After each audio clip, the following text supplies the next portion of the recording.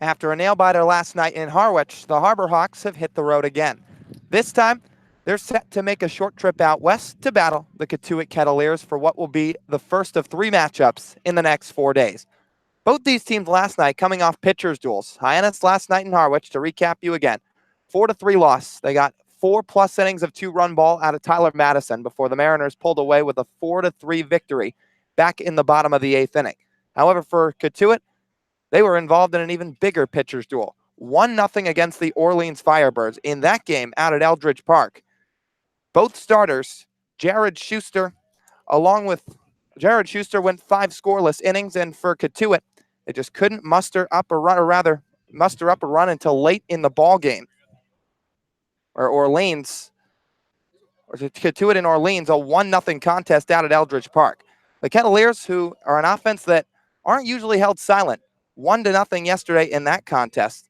For the Cotuit Ball Club, a top home run hitting team in the league, 28 long balls, sits at first place.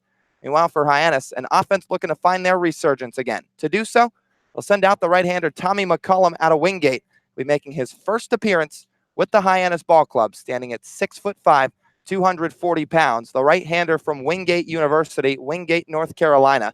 Set to make his first appearance. He'll be taking on the Cotuit Kettleers tonight. And for the Hyannis offense, they're going to run into another all-star starter, Reed Johnston, right-hander from North Carolina, making his 5th start of the summer. He's 2-0 with an 0.52 ERA in 17 innings pitched. He's walked 4. He struck out 8. So will Hyannis and Cotuit both be in another pitcher's duel today against each other? We'll find out shortly. Once again, one final time, 4-3 for Hyannis last night in a defeat to Harwich, and for Cotuit, 1-0 over the Orleans Firebirds, where Jared Schuster went 5 scoreless. Sean Sullivan went 6 scoreless. 2 arms that the Harbor Hawks have seen this season. But today, these two are set to face off in a West Division matchup, the 4th time they'll see each other this season in the Patriot Cup, with Cotuit leading 3-0. It's the Harbor Hawks and the Kettleers on the Cape Cod Baseball Network. Good evening, everybody, and welcome inside Lowell Park. Lyle Goldstein, Brendan Howe here with you. And Brendan, I think the storyline's pretty evident. Both these teams coming off major pitchers' duels last night. Cotuit probably a little bit more so than Hyannis, and both offenses looking to kind of rejuvenate again today. And it's just a matter of who's going to try and crack first, Lyle. Tonight, the offense for Hyannis, they've struggled a bit over the last few games. They're going to have to try and get the bats going, but they run into yet another all-star arm, as you mentioned a bit earlier on. So tonight, just trying to stay aggressive, I think, is the key to success. And for the Hyannis pitching staff, it has been really, really good. They've revved up the engine the last couple of games. They've been locating the ball well, keeping it away from hitters. Some soft contact has been sent out to the infielders. So they've made some nice plays here and there, but just some bad luck down the stretch, and that's been the difference over the past few nights. Once again for Hyannis, they dropped the contest by a final score of 4-3 against Harwich last night, and they look to rejuvenate here today. For the Hyannis offense, they scored just 4 runs in their last 3 games. They've lost 4 straight, and they're looking to pick up their first win over the Cotuit Ball Club here this season. To do so, they're going to send up a lineup against right-hander Reed Johnston that looks like this. Jordan Westberg will be leading off, the shortstop from Mississippi State. He'll be followed by Jared DeSantolo after getting the night off last night. Hunter Goodman hitting 3rd, followed by Trevor Hover in the cleanup spot. Ian Fair hitting 5th. Jackson Olson, the Hartford third baseman, hitting 6th. And the final third of the lineup, 2 switch hitters hitting right on top of one another. Chad McDaniel, Rowdy Jordan in the 7-8, and Anthony Servideo rounding out the 9. So Reed Johnston, right-hander out of North Carolina State, 6'3", 205 pounds, has absolutely been marvelous this season. He takes the mound with the Cotuit defense behind him, as these two are set to square off for the 4th matchup this summer. It's 5 o'clock here at Lowell Park, a beautiful day for baseball. Sunny with some winds, clouds throughout the sky, and some darker ones out beyond the tree lines at Lowell Park. There is some potential expected rain later on in the night. We'll see how many innings these two can get going. For now, it's a beautiful day in Cotuit, and Hyannis looking for win number 7 in 2019. Johnston continuing to get loose. Once again, he's 2-0 with an 0.52 ERA this season in 4 starts. He's thrown 17 innings, and he has not given up an earned run since his first outing of the season against Brewster. Up to this point, he's gone 14 straight scoreless innings over the course of his last 3 starts. Some wind blowing out here through Cotuit and Lowell Park. as warm-ups continue, and things are just about to get started here from Lowell Park. The defense behind Johnston tonight, left to right in the outfield, Parker Chavers, Cameron Hill, Christian Robinson. And the same way around the infield, Casey Schmidt, Adam Oviedo, Nick Gonzalez, and Matthew Mervis. With Cotuit local and main product, Cody Pasek behind the plate, and the right-hander out of NC State, Reed Johnson, up on the mound. So, Brendan, I'll turn it to you again for a second. Key for Hyannis today against the Cotuit Ball Club that has absolutely been scorching on offense each of the three matchups these teams have squared off. I'd like to see Hyannis offense tonight work some counts, get later on in the counts, 2-ball, 3-ball counts. Obviously, Trevor Hauber has drawn an abundance of walks this season. I'd like to see the rest of the lineup try and do that same fate as well tonight. Reed Johnson, a guy that hasn't given up many free passes this season, so get his pitch count up and work into the bullpen quickly if you can. So things just about to get started. Warm-ups concluded. Jordan Westberg digging into the right side of the box against the right-hander Johnson. First offering from Reed Johnson, a fastball that hits the outer black. We're underway. 91-mile-an-hour fastball coming in at 5:02, the first pitch time here from Lowell Park. Reed Johnson, a quick worker, back up on the mound. Next offering to Westberg, it's a fastball in. 1 ball, 1 strike to begin the ball game.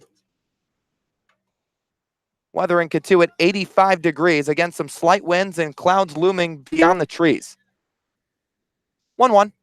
Line drive foul down the left field line. So the Cotuit Kettleers have absolutely pounded on the Hyannis Harbor Hawks each of the first 3 matchups. One of them was close, a 9-8 win, but offensively it's been no struggle for them. This ball club has put up a total as Johnston runs a fastball low and away. Westberg swings and misses through it, strike 3. He punches out for the first out of the inning. It'll bring up Jared DeSantolo with 1 away. But back to Cotuit, 11-0 in the first game, 9-8 in the second game, 16-4 in the third game. They've put up 36 runs of offense against the Hyannis Harbor Hawks in the course of 3 games. So DeSantolo, his usual precaution as he digs in, steps out, now steps back in with the bat on his left shoulder. Pitch from Johnston. Fastball, that runs just outside. So he's already fanned Jordan Westberg, who last night was 2 for 5. DeSantolo didn't get the start. Now he's back in the lineup in the number 2 spot. Offering, swinging a pop-up foul, back and out of play. So DeSantolo comes into the game hitting .300. Most of the season, Chad Gassman slotted him into the 4, 5, or 6 spot. Today, he's moved toward the top third in the number 2. Johnston ready to wind up in the 1-1, swing and a miss. Fastball blown by DeSantolo. It'll be 1 ball, 2 strikes to the FAU Owl.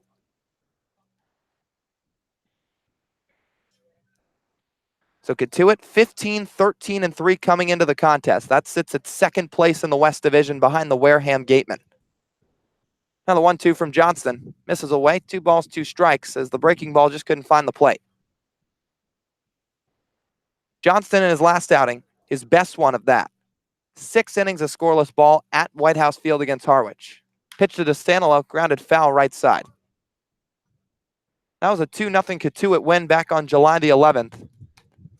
Just 2 hits in that start as well. 2 walks, 4 strikeouts. So Johnston has not been an incredibly high strikeout guy on Cape Cod. He just keeps the ball down and keeps hitters off balance. Now the 2-2, swinging a number foul back behind the plate. Johnston, high 80s to low 90s fastball, also mixing a breaking ball with that combination.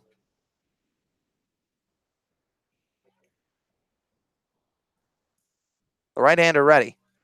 He gets the sign from the catcher, Pasek, the 2-2. Swing and a miss, strike 3.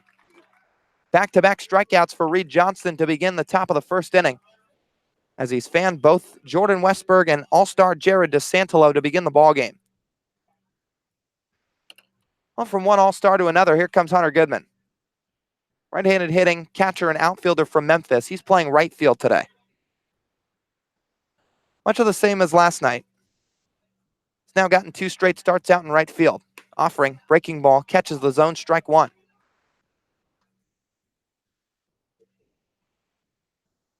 So for Reed Johnston, 3.71 ERA in 2019 at NC State. Pitch to Goodman, fastball, swing and a miss. Goodman tried to cheat after that one, but couldn't quite come up with a piece of the bat, and it's 0-2 with 2 away. 0-0 the score in the top of the first. 2 down. Cotuit infield playing back as Reed Johnston winds and fires the 0-2. Ground ball left side right at the third baseman Schmidt. He bobbles for a second. Now he can't make the throw. Schmidt down to 2 knees, frustrated with himself, but Hunter Goodman's going to beat it out with an E5. And Hyannis has their first runner aboard of the ball game. So Schmidt still kind of shaking something off down the left field line, or a little bit to the right of the line, as maybe the ball kind of got off the chest area and it banged him up a little bit. Yeah, it looks like Schmidt trying to shake off something as his shortstop Oviedo comes over to check on him, make sure he's all right. The umpire's coming in as well. Yeah, they're just kind of giving him a minute to catch his breath a little bit. Well, when things conclude, it'll be Trevor Hauver that resumes play. So back-to-back strikeouts for Johnston to start the game. He'll face the left-handed hitting Hauver from Arizona State. Hyannis tonight, their road blue uniforms. Orange lettering. Orange numbering as well. White pants with the blue pinstripes, as well as blue bats, blue helmets with the orange H up on the top. Meanwhile, for Cotuit, their home whites with the maroon pinstripes. The pants white with the maroon pinstripes, as well as a maroon belt, maroon hats with the black C up on the top. So now a trainer out to check on Casey Schmidt as well. He really seems to need a second to kind of reset. Still got both his hands down on his knees. And now the trainer's just going to give him a pat on the back and jog back toward the dugout. So Schmidt's going to try and tough it out as Reed Johnston continues to play catch with his catcher, Cody Pasek. So Hauver adjusting the batting gloves outside the box. So Reed Johnston already off to a fine start so far in the top of the first. Again, a guy who doesn't strike out a whole lot of batters, at least up on Cape Cod. He only had 8 coming into today's start. Now he fires over to first, Goodman back standing up. It was more the same for his story at school as well. Threw 77 in the third inning, struck out just 65. Not a bad total, but significantly under 1 an inning. He's going to work out of the stretch as he fires home to Hauver. Fastball catches the inside corner. It's 0-1. Hauver yesterday 0 for 3 with a walk and a run scored.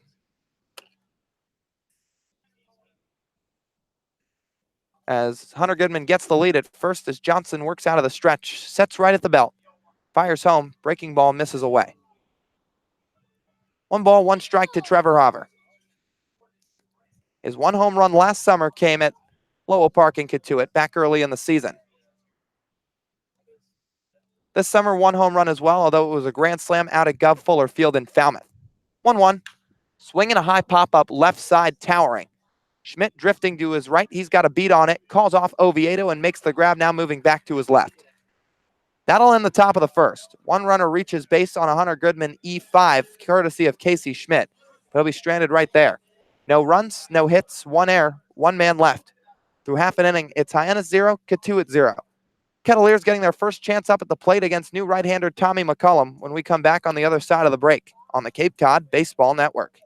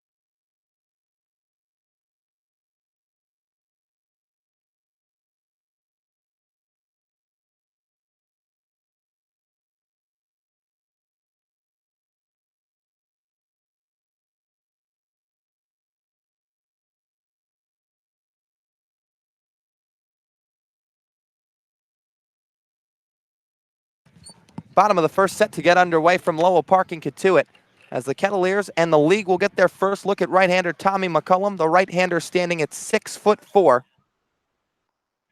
6'5" rather, 240 pounds out of Wingate. Nick Gonzalez leading off. He's been red hot this summer for Cotuit. Be followed by Matthew Mervis, Casey Schmidt, Parker Chavers, Christian Robinson in the 5 spot. Following him Cameron Hill, Cody Pasick, Robbie Martin, and Adam Oviedo rounding out the 9. The righty McCullum fires home. It's a fastball in. 1-0 the count. So McCullum 1-0 to the red-hot Nick Gonzalez out of New Mexico State. Next offering, fastball lined foul toward the left side. McCullum again, 6'5", 240, part of a Wingate ball club that went 33-20, 14-10 in conference play. Right-hander hails from Clemens, North Carolina, where he attended Calvary Baptist Day High School. 1-1, swing and a miss from Gonzalez. Count runs to 1 ball, 2 strikes. McCullum, 26 1/3 innings pitched in his school season as a freshman. 20 appearances, no starts. So making his first career start since entering collegiate play. Righty stands tall up on the rubber, right side. Now the 1-2. Swinging a high pop-up, right side, fair drifting, and it gets foul out of play. That'll find the crowd on the first base bleachers at Lowell Park. So McCullum gets a new baseball. Gonzalez digging back in. Comes into the day hitting .340. For Cotuit, looking to pick up their 16th win, their 9th at home. And Gonzalez currently tied for 6th on the Cape in average. 1-2. Swing and a high pop-up behind home plate. Catcher Chad McDaniel giving chase. This will get out of play as well and find the crowd. So Gonzalez putting together a lengthy at-bat. And it can't be any surprise. Nick Gonzalez, really a guy that can work counts. He does not strike out a whole lot. On the season, just 14 strikeouts in 106 at-bats. Now the 1-2 from McCullum. Line drive into right center field, falling down for a base hit in the gap.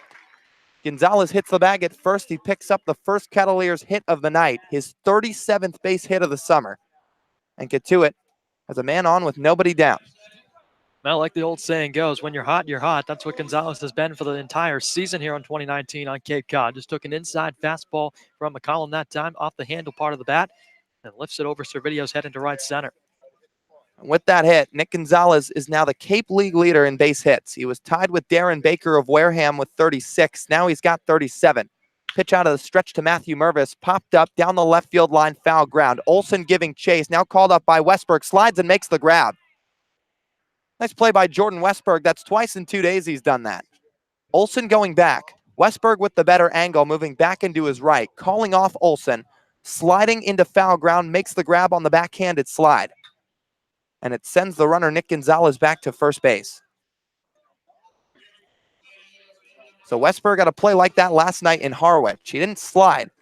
It was the same type of angle where he had the better route to the ball, and he called off the third baseman, Olson. Now the hitter, Casey Schmidt. Certainly a power threat for Cotuit. He's got 5 long balls on the season. Righty McCullum ready, stretching offers. Fastball up high. So McCullum's been flashing fastballs in the high 80s to low 90s so far, according to the scoreboard and the radar gun at Lowell Park. He punched out 34 in his 26 1/3 innings at Wingate this season. Now the offering, fisted on the air, or in the air, out to short right field, drifting back Servidio. He makes the grab. So 2 down. Servidio barely had to move off the infield dirt. Steps a foot onto the outfield grass, makes the grab, and there's 2 retired as Schmidt broke his bat, getting one off the handle and sending it to the right side, right at the Ole Miss Rebel. Well, he came in and tried to jam Schmidt, same thing that he tried to do to Gonzalez. Gonzalez was able to pick up a base hit. This time, Schmidt, a broken bat, pop up to Servidio, no problem. So now Parker Chavers the hitter. Left-handed bat out of Coastal Carolina. McCullum spikes a fastball in the dirt. Nick Gonzalez will hold at first base. So McCullum gave up the leadoff single to Gonzalez. Now he's retired 2 straight on a couple of pop-ups. 1-0. Fastball, that misses away. Chavers 4 home runs on the summer, another power threat in the Cotuit lineup. And one of them came against these very Harbor Hawks. In fact, the offering comes down. 3 balls, no strikes. One of them came against the Harbor Hawks at McKeon Park. Another one came against Hyannis here at Lowell Park. And the one he hit at Lowell Park, that was an absolute missile. And a tape measure shot as well. 3-0 from McCollum. Fastball hits the bottom of the zone. 3-1 the count. That long home run we speak of back on July the 1st in the 9-8 Kettleers win. The closest matchup these two teams have had all summer. 3-1 from McCollum. Fastball catches the outer black and the count runs full. Some groans throughout the Cotuit Park. Some fans not too pleased about it, but the count will run to 3-2 with 2 away. 0-0 to the score in the bottom of the first. McCollum ready, the 3-2. Tapped, fouled, just in and out of the glove of the catcher, McDaniel. So McCollum pumped in a good fastball. That one came in at 92 miles an hour, but McDaniel just couldn't quite squeeze it to end the inning. So as a result, they'll do it again. 3-2 the count. McCollum gets the sign, stretch and fires, swing and a miss, strike 3. First strikeout on the campaign for Tommy McCollum. That ends the bottom of the first, and Cotuit held off the scoreboard. Leadoff single from Nick Gonzalez. It won't go for much else. No runs, 1 hit, no errors, 1 left on. We'll go to the second. It's Hyannis 0, Cotuit 0 on the Cape Cod Baseball Network.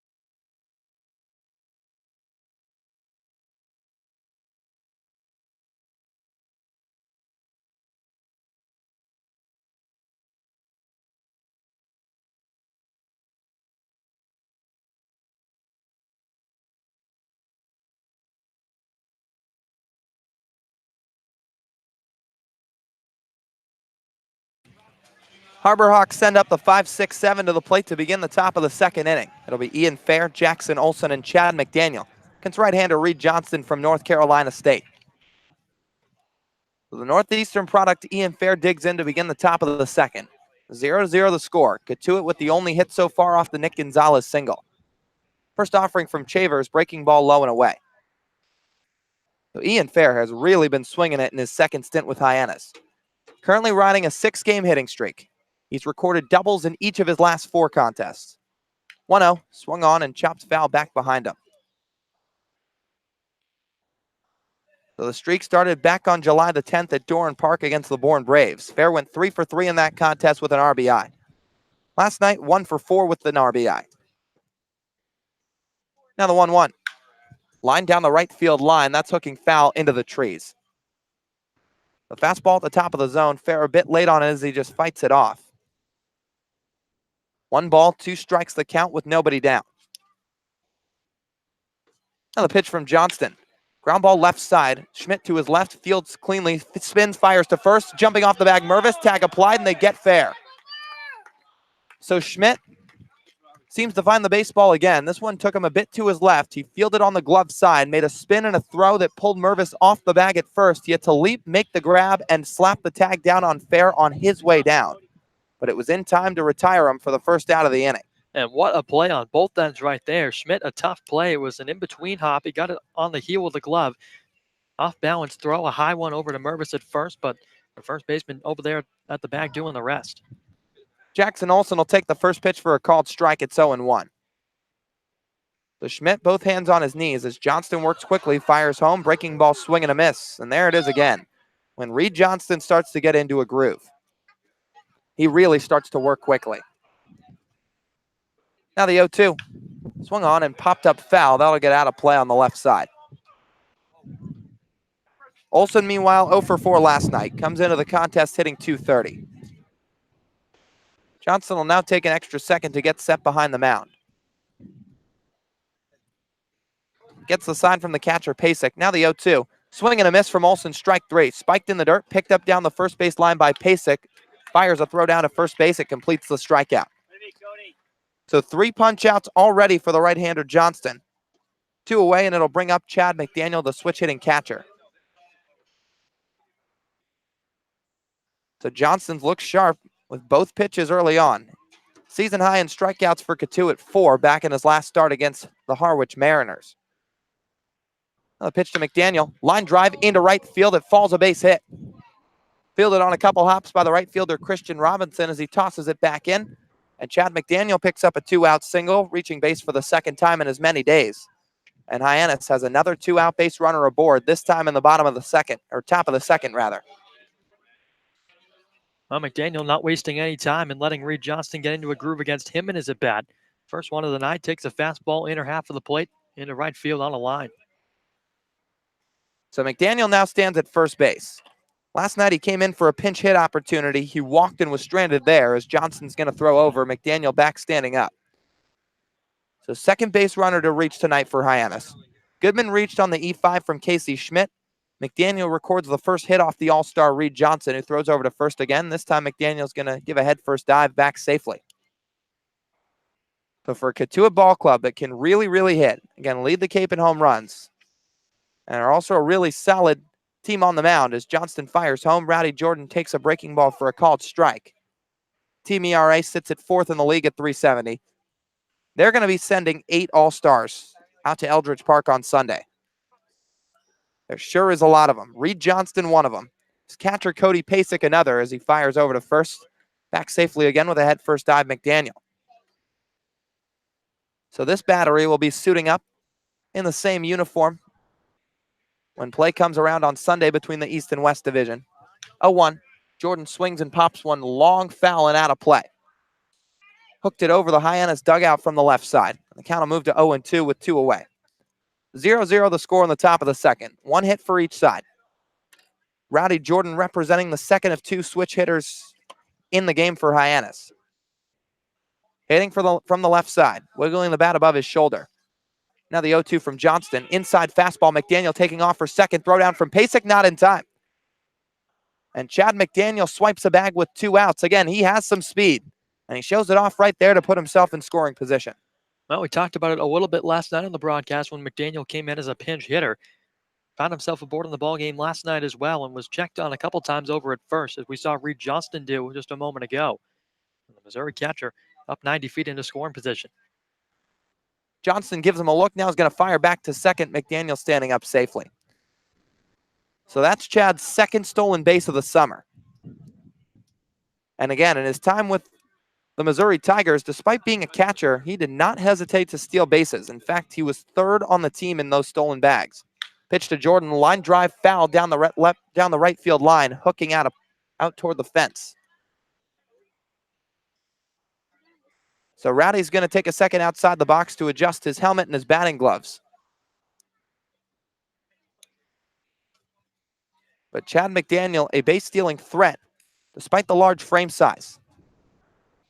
So he's got a range of tools in his arsenal. He can switch hit, of course a catcher, can also swipe bags. He was also 4th on the team in average in 2019, for Missouri that is. Now the 1-2 from Johnston. This is outside, 2 balls, 2 strikes. Rowdy Jordan yesterday 0 for 1. He came in to pinch hit as well, much like McDaniel. But he had less success striking out swinging against Harwich's all-star reliever Will Heflin. Johnston working from the first base side, stretching the 2-2, swung on and nubs foul. Off the end of the bat, and it swiggles toward the Cotuit dugout. So Reed Johnson gets a new baseball, works his way back up to the mound.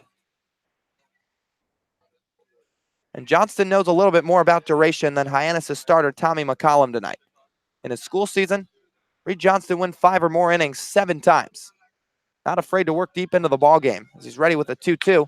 Swung on and looping fly ball into short right center field. It falls a base hit. McDaniel around third. He's going to score without a throw. Throw cut off, and Rowdy Jordan picks up his 3rd RBI of the season with a single in the top of the 2nd to put Hyannis out 1-0. Well, any way you can find an outfield grass, you got to do it. Rowdy Jordan reaching out across the plate, getting the bat head to the baseball, and just enough mustard on it to get it over Gonzalez and into shallow right center to score McDaniel from second.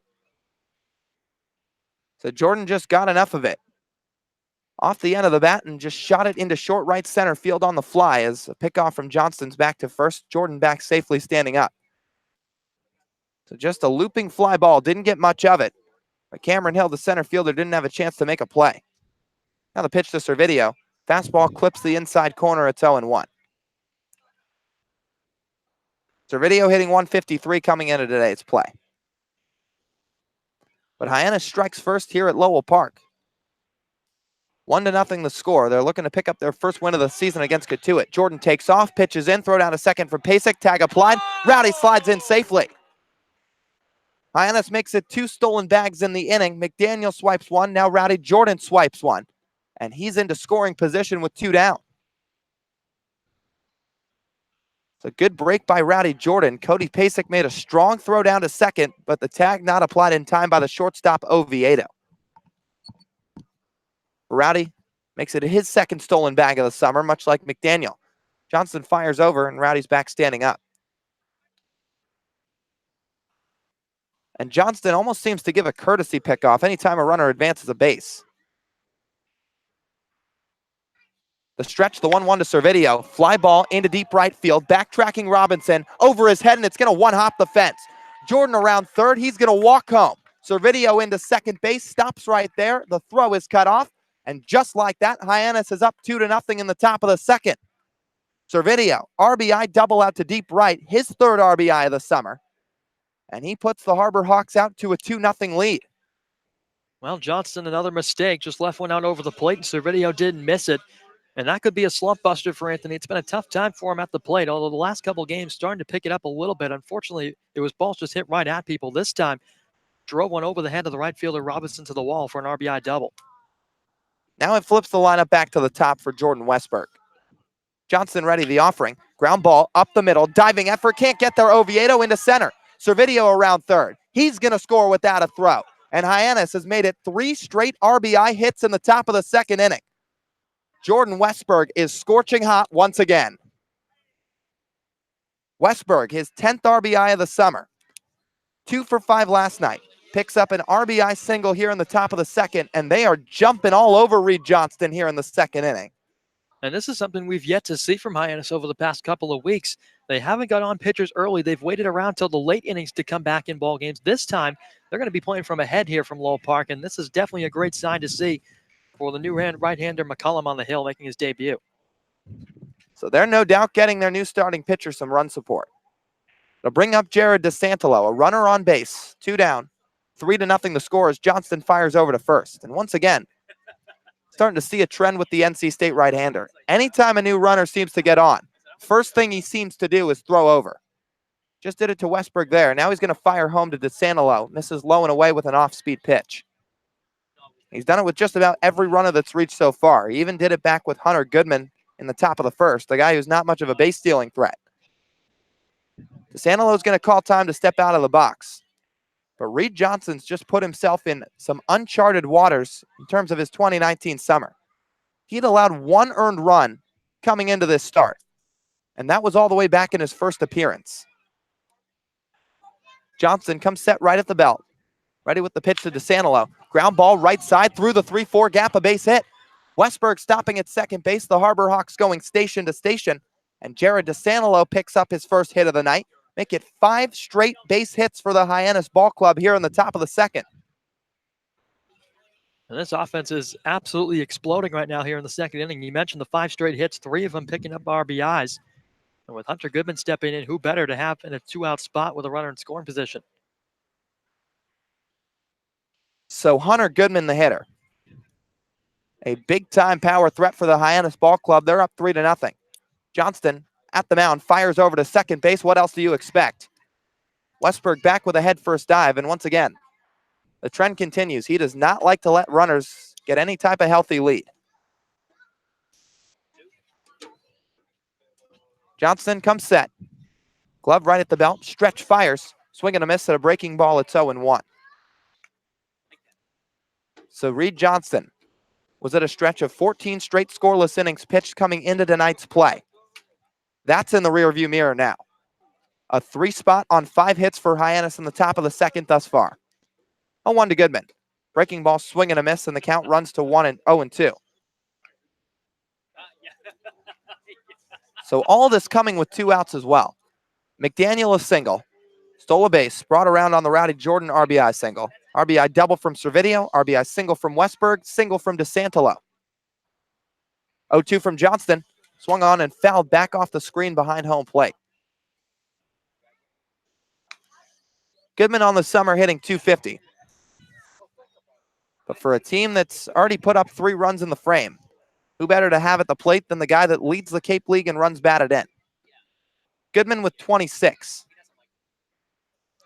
Now the 0-2. Swing and a miss, strike 3. 3 straight breaking balls fan Hunter Goodman as he kicks the bat to his left foot, and that ends the top of the second inning. But Hyannis makes their presence felt early here at Lowell Park. 3 runs, 5 hits, no errors, 2 left on. Through 1.5 frames, it's Hyannis 3, Cotuit nothing. We'll be back for the bottom of the second when we return on the Cape Cod Baseball Network.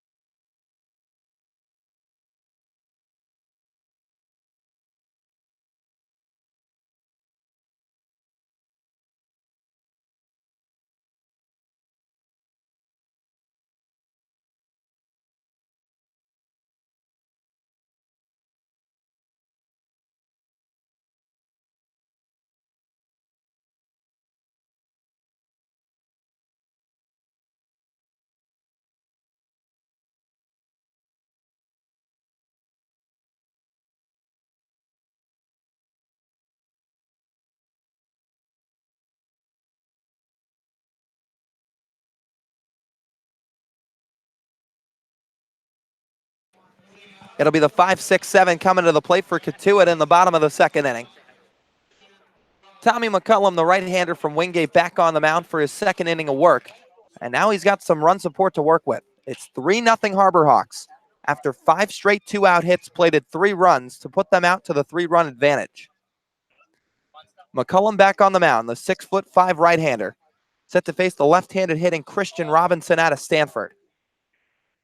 Righty gets the sign, fires home, swinging a foul tip back into the glove for strike 1. Robinson hitting .212 entering today's play. Just 10 for his first 47. McCullum, cap pulled down, shakes his head a couple times, gets the sign, fires home, swing and a miss. No balls, 2 strikes the count. McCullum already struck out Parker Chavers to end the bottom of the first, and he's worked way ahead against the Stanford Cardinal Christian Robinson. Infield back, everybody pretty much straight up, fair hugging the line at first. Pitch swung on and fouled straight back. Servideo maybe shifted a little bit to his left. So have a little bit of a pull shift on the left-handed hitting Christian Robinson. McCullum, some wind blowing off the front of his jersey. Works from the right side, the 0-2. Swung on and lifted into right field, high towering, shallow fly ball. In comes Goodman a bit to his left. He makes the grab. So one away to begin the bottom of the second inning. Some soft contact on a flyout retires Christian Robinson. Cam Hill now the hitter. Left-handed hitting bat out of Kentucky. He's playing center field tonight. So from the 4 spot to the 8 spot, all left-handed hitters for Mike Roberts' squad. 6 lefties total in the lineup. As the pitch home, swing and a miss at an off speed, it's 0-1. Adam Oviedo, Nick Gonzalez, and Casey Schmidt, the 3 right-handed bats in the lineup.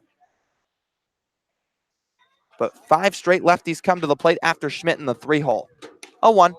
Fastball hits the bottom of the zone, it's 0-2.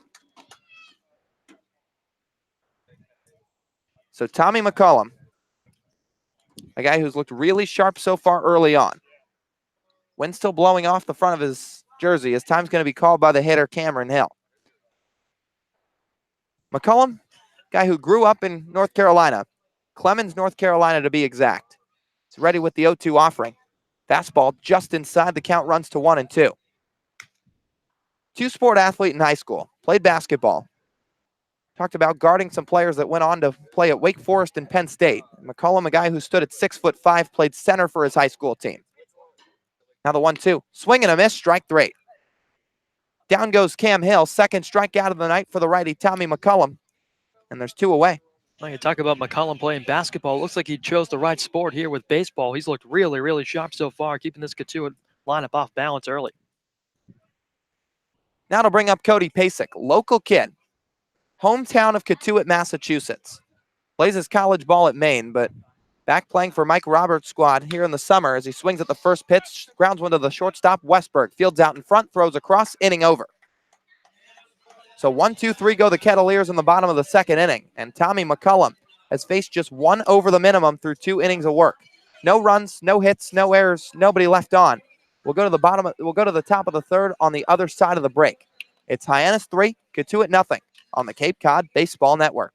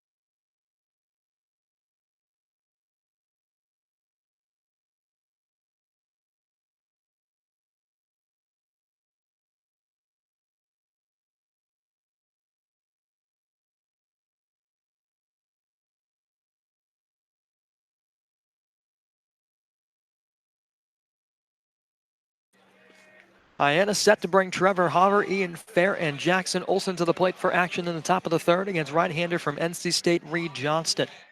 Hyannis has gotten themselves out to a 3-0 lead on the road here at Lowell Park in Cotuit. And Reed Johnston worked himself into some trouble he has yet to see this season on 2019 against these Harbor Hawks. First pitch to Trevor, fastball picks up the outside corner for a strike. And the count 0-1 to start the inning. Trevor 0 for 1 tonight. Popped out to Casey Schmidt to end things in the top of the first inning. St. Johnson for the second time, 0-1, cut and miss, a weak wave through a breaking ball down and in, count 0-2. Now for Trevor, a .224 hitter with a home run and 11 RBIs. Lyle touched upon it earlier, that one long ball coming against the Falmouth Commodores. 0-2. Fastball upstairs at the letters. Ball and 2 strikes, but Johnston, his last appearance is probably his best one. 6 innings, no runs on 2 hits as Hopper swings and pops up a breaking ball left side, foul out of play. Well, tonight, Hyannis has jumped all over him to the tune of 3 runs on 5 hits. And Tommy McCullum on the flip side on the bump for Hyannis has been a welcome surprise. No runs on 1 hit to this point as a 1-2 comes in. Swing and a miss, strike 3. Hopper goes down, off-speed delivery up in the zone. So Hopper goes down, he's 0 for 2. Now Ian Fair will step in. You know, that's one thing for Johnston is strikeout total's been high so far. In fact, with that strikeout to Hopper, it's made it his highest total of the summer with 5. So with Fair stepping in, also 0 for 1. Trying to pick up the 6th hit of the night for Hyannis as he swings and misses through a breaking ball down and in. But for Ian, it's been a very, very productive last couple of games. 0-1 from Johnston, winds and fires. Fair swings, grounds one left side through the 5-6 gap into left, a base hit. But right on cue, Ian Fair picking up another base hit, a 1 for 2 night for him. That'll give way to Jackson Olsen with 1 on and 1 out here in the 3rd. And Ian Fair, I mean, we've talked about guys like Westberg and Hunter Goodman a lot lately, but Ian Fair is scorching hot. Once again, that's now a 7-game hitting streak with that 3rd inning single. And quietly, really putting together a very nice campaign. 2nd stint with Hyannis on the summer as he's diving back in safely on a pickoff attempt from Johnson at the bag at first. And Fair picked up a hit last night as well as an RBI. It's part of a 4-3 loss to Harwich. Another tough one that Hyannis dropped. Their 23rd on the season. Olsen awaits, squares to bunt, pops it up left side as it bounces in foul ground. Cody Pasek popped up out of the crouch and gave it a look, but had no chance to track it down. So Olsen back to the box, Fair back to first, counted 0-1. And for Jackson, he was a punch-out victim back in the 2nd inning. Hyannis put together 5 straight hits in the 2nd inning, 3 of them for RBIs. 1 from Rowdy Jordan, 1 from Servideo, and 1 from Jordan Westberg at the top of the order. 0-1. Breaking ball down and in. Olsen gives a hard take. Count evens a ball and a strike. So for Hyannis, still clinging to their playoff hopes by a thread. The Bourne Braves are at Red Wilson Field tonight, taking on the YD Red Sox as a part of a home-and-home set. Spinning the throw back to first again from Johnson. Fair back standing this time.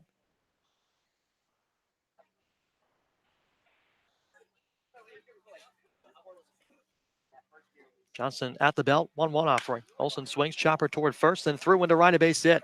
Ian Fair will put the brakes on, rounding second, going to station to station. So a runner in scoring position. Olsen picks up his first hit of the night, and this Hyannis offense just continues to churn him out. 7 on the board now for Chad McDaniel stepping in.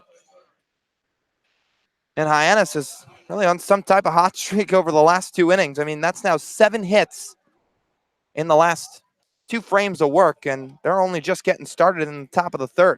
Olsen picks up his first hit, just a high chopper through the right side, and he keeps the rally going. So Chad McDaniel on a spot for his 6th RBI of the summer is now a spin back to second from Johnson. Ian Fair back standing. So that trend of pickoff moves continues for Reed Johnston. Every time a runner tries to advance 90 feet, he makes sure they don't get too comfortable. McDaniel still awaiting the first offering. Here it is. Breaking ball low and away, but a called strike. Or rather, the Bourne Braves at home at Dorn Park tonight. They were at Red Wilson Field last night. They took a 9-4 loss at the hands of the YD Red Sox. McDaniel bat above his left shoulder. Count of 0-1. The pitch. Fastball inside, popped up behind home plate and off to the left. Back over the grandstands. So Chad down, no balls and 2 strikes. Rowdy Jordan 1 for 1 with an RBI single, loosening up on deck. Just 1 down in the Hyannis part of the 3rd. Some more clouds starting to roll in over Lowell Park. An overcast evening. 0-2. Breaking ball. McDaniel just gets a piece of it and fouls it back. And the Missouri Tiger doing what he can to stay alive here against Reed Johnston. He's picked up 4 strikeouts on his evening. Or rather, make that 5. Well, Chad's going to ask for time and take 1 foot out of the box. We talked about Reed Johnston's pace, a very, very quick worker. 0-2 to McDaniel inside.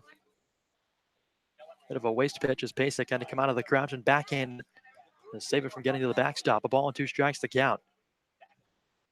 Hyannis not phased by Johnston's quick pace on the hill. They've been swinging the bats early and often tonight. 1-2.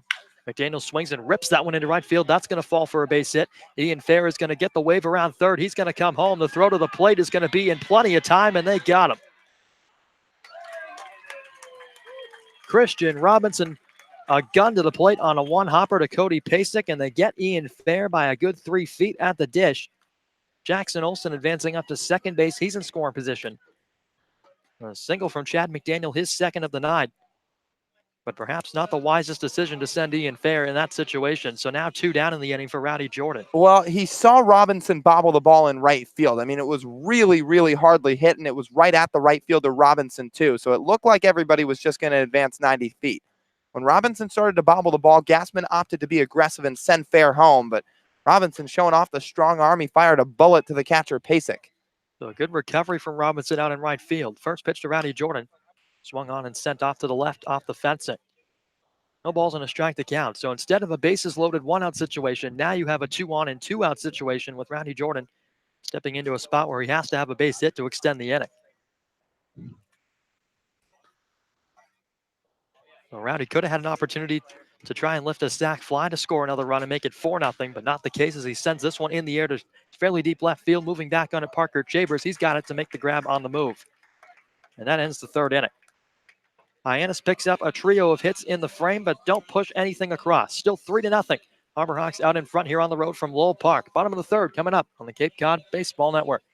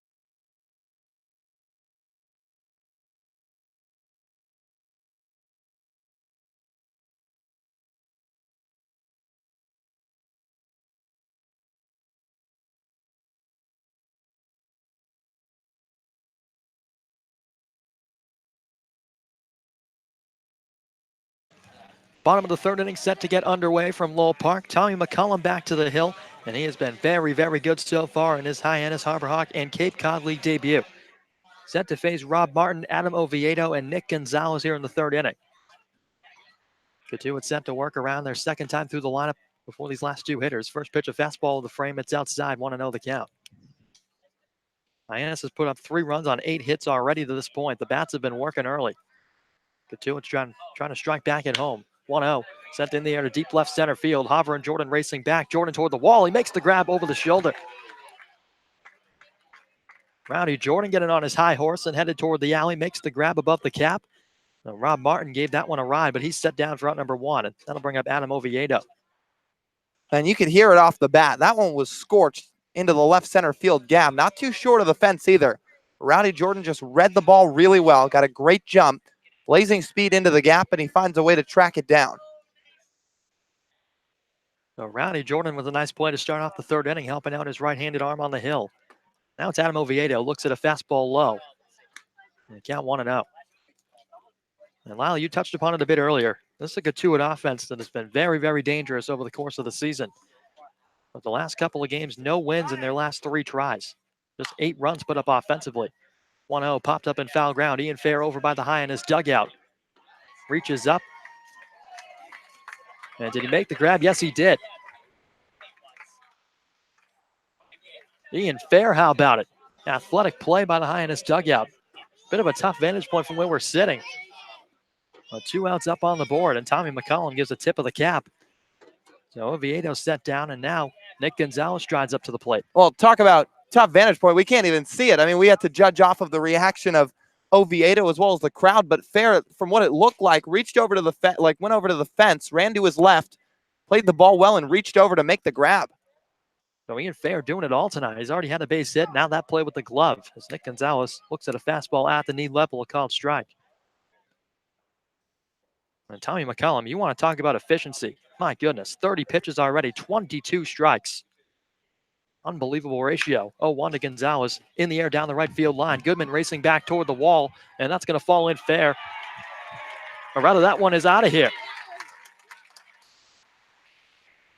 I believe that one might have gotten off the glove of Hunter Goodman and over the wall. Nick Gonzalez makes the trot around the bases, and he exchanges helmet taps at the dish.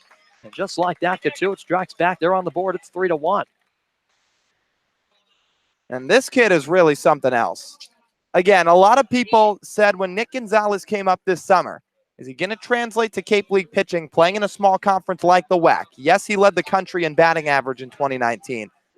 He's risen the expectations and then beyond some. That one a shot the other way. 6th home run on the season for Nick Gonzalez, as this is now Matt Mervis, the new hitter, stepping in. 23 RBIs for Nick Gonzalez on the season. He continues to creep up closer to Hunter Goodman, who tops the leaderboard with 26. Fastball misses upstairs. And Matt Mervis, an all-star in his own right, following up Nick Gonzalez with that long ball. Just the second hit of the night for this Cavaliers offense. Pitch from McCollum, good for a strike on the outside corner. Count evens 1-1. So Cotuit first in the league in home runs, and Nick Gonzalez providing another one to that total. First mistake Tommy McCollum's made tonight as Mervis chops one foul over the Hyannis dugout and out of play. Well, Mervis up over 300 at 306 entering the night. 0-for-1 popped out to Jordan Westberg in foul ground. That was a nice sliding grab that the Mississippi State Bulldog was able to reel in. Mervis batting from the left side, a count of 1-2 against McCollum. The pitch, fastball, swing and a miss, strike 3. So McCollum racks up his 4th strikeout of the night to end the 3rd inning. But not before Cotuit strikes back for 1 on the solo shot from Nick Gonzalez. He just continues to do the trick at the top of the Cotuit lineup. 3-1 our score. Top 4 coming up on the Cape Cod Baseball Network.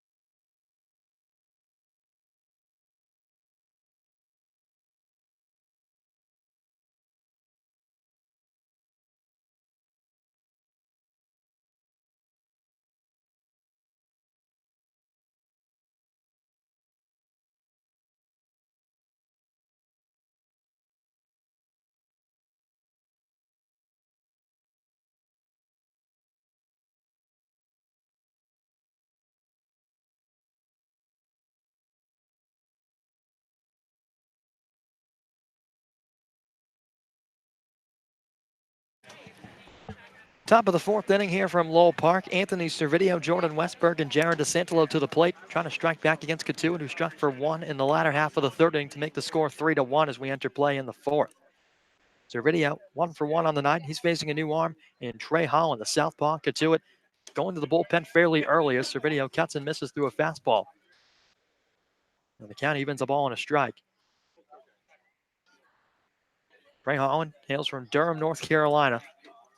Left-hander comes set. Big looping breaking ball. Chopper down the first base side. Right to the first baseman Mervis into the glove. Tags the bag himself. And Servidio's gone for out number 1. That'll bring up Jordan Westberg. 1 for 2 on his evening with an RBI as well. Responsible for one of the 3 up on the board for the visiting Harbor Hawks tonight. And for Trey Holland in his 2018-2019 campaign, made 12 appearances, started all 12 games, racked up a record of 5-4 and 62 2/3. So a high volume of work. Facing a tough bat here in Westberg as he pumps in a fastball for a strike 0-1. 65 hits yielding 30 earned runs. Walked 16 and struck out 53, so fairly good ratio there. Westberg set in the box 0-1. A chopper left side to the third baseman Schmidt. Plays it on an in-between hop. Off balance throw to first in time. So a quick 2 up, 2 down for Holland out of the bullpen. And now Jared DeSantelo, the last chance here in the top of the fourth, which is moving very, very quickly. Now, Schmidt makes a nice play there. Again, that's a couple balls he's played on the in-between hop tonight. That one he had to charge in. Fielded it off the left leg and made a strong throw on the run to first base. So Jared DeSantelo taking a couple practice hacks outside the box before stepping in. Trying to do what he can to extend this Hyannis half of the fourth inning. Holland glove set in front of the face, into the windup, fires home. Fastball inside, that gets DeSantelo off the front leg. So DeSantelo not even flinching at that. Tosses the leg guard and the bat, and he'll head down to first base. So Jared aboard for the second time tonight, and now it'll be Hunter Goodman's turn. Runner aboard and 2 down. Hunter stepping in. Strikeout victim his last time. That came back in the second inning. Trying to see what he can do here against Holland, seeing him for the first time.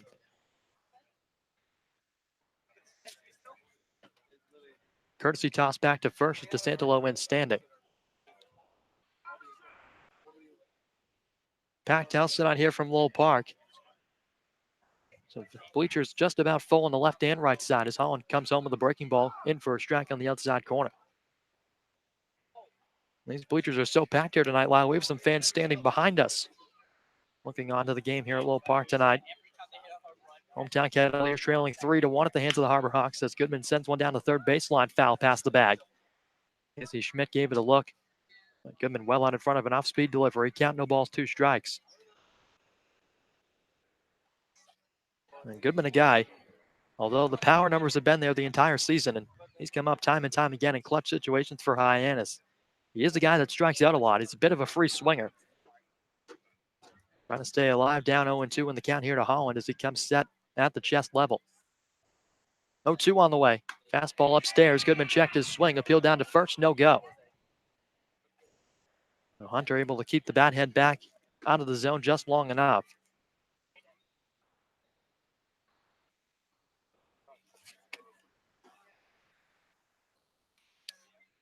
And again, a stare back to first to DeSantelo. Now fires home. Goodman swings. Pop up right side. Sending back Robinson toward the track a few steps. He's got it lined up, though, and he'll make the grab. That ends the inning. Hunter Goodman just gets under one, sends it in the air to right field. And Hyannis strands Jared DeSantelo aboard at first base after the hit by pitch. No runs, no hits, no errors, and 1 left on for Hyannis in the inning. It's the Harbor Hawks 3, the Cavaliers 1. We'll go to the fifth, or the bottom of the fourth, rather, on the Cape Cod Baseball Network.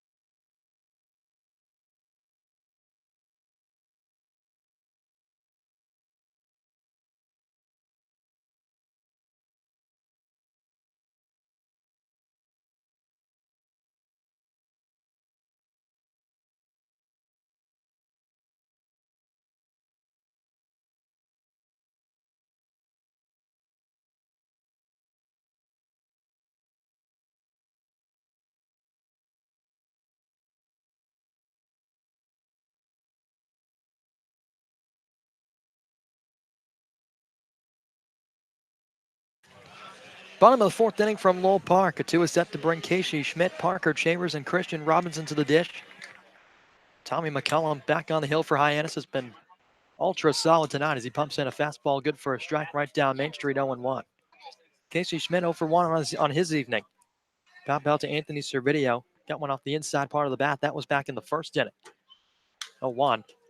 Towering pop-up left side and foul ground. Ranging back McDaniel and Olsen, who both give it a look, but we'll watch it travel out of play. And Tommy McCullum, in his first appearance here on Cape Cod, has done a marvelous job on the hill here at Lowell Park. Has worked ahead of hitters, kept the ball down in the zone, made just one mistake. The solo shot to Nick Gonzalez put Cotuit on the board in this ball game. 3-1 our score. And the 0-2 offering to Schmidt is in the dirt, chested up by McDaniel behind the plate. 1-2 the count.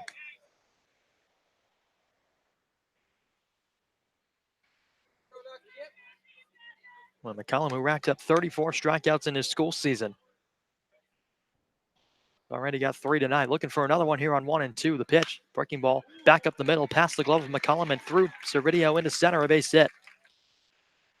So Casey Schmidt makes it a 1-for-2 evening. He's aboard to start things off in the bottom of the fourth inning for the Kettleers. Now transition things to Parker Chambers. A good piece of hitting there from the Cotuit third baseman. Takes one right back up where it came from. A hopper back up off the mound past the glove of McCullum, who tried to pick it on the backhand. So a runner aboard, a short lead off of first, being held on by Ian Fairs. McCullum comes set to the new hitter, Parker Chambers. Fires home. Off-speed delivery just off the outer part of the plate. McDaniel tried to frame it to no avail. The count 1-0.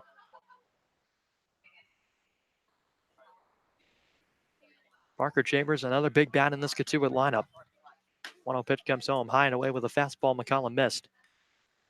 2 balls and no strikes. Chambers with 4 home runs and 12 RBIs on the season. And he will also be one of the 8 All-Stars heading out to Eldridge Park in Orleans this upcoming Sunday. 2-0 for McCullum. Fastball trying to paint the outside corner. He's been staying away from Chambers in this at bat, but he's fallen behind 3-0.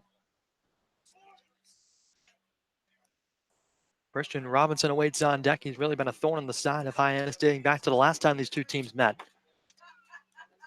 Schmidt with about a step lead off of first, and it's a 4-pitch walk to Chambers as McCullum missed up and away with a fastball. And McCullum loses the left fielder on just 4 pitches. He'll head down to first, and that pushes up Casey Schmidt into scoring position. And now it'll be Christian Robinson to the plate with 2 on and nobody out.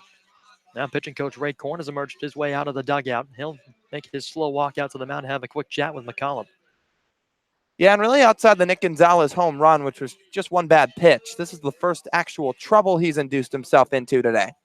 Before that Gonzalez home run, he'd only given up the leadoff hit to same player, Nick Gonzalez. But here a single and a walk to lead off the inning. So pitching coach Ray Korn looking to go settle him down. As this is the second time through the order, and this sometimes happens with guys making their first appearances on Cape Cod, as some of these hitters will start to figure out the pitcher's timing the second time around. So now it's up to a guy like McCullum to readjust to the hitting and make some quality pitches. So Ray Korn's meeting concludes at the mound, gives McCullum a pat on the back as he strides back toward the dugout. Christian Robinson is the hitter.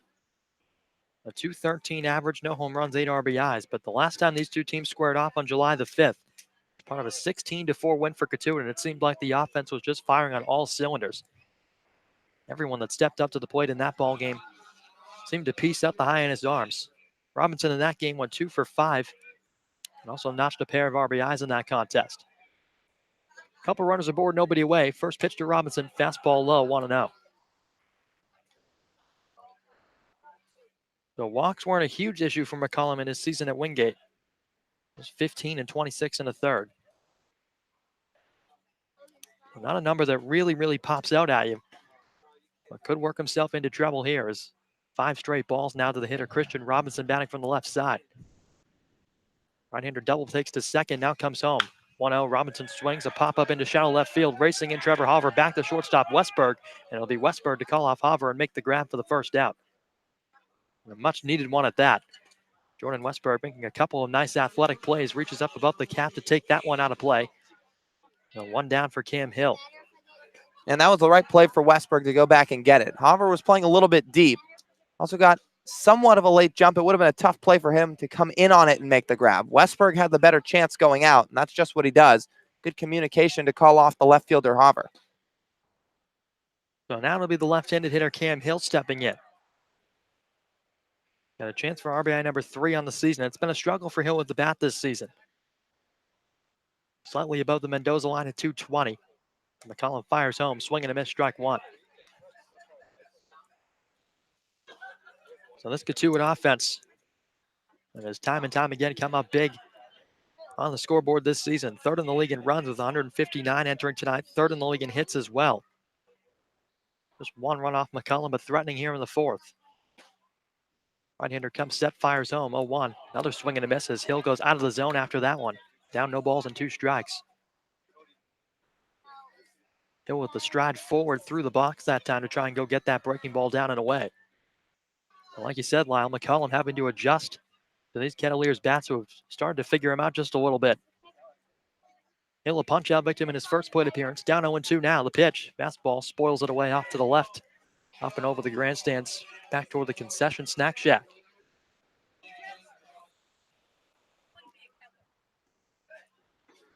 So these get 2 at bats, forcing McCollum to sweat a little bit here in the 4th inning.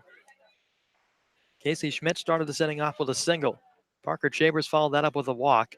Then Christian Robinson popped out to Jordan Westberg, and that's where we stand now with an 0-2 gap to the hitter Cam Hill. Pitch, fastball up and away.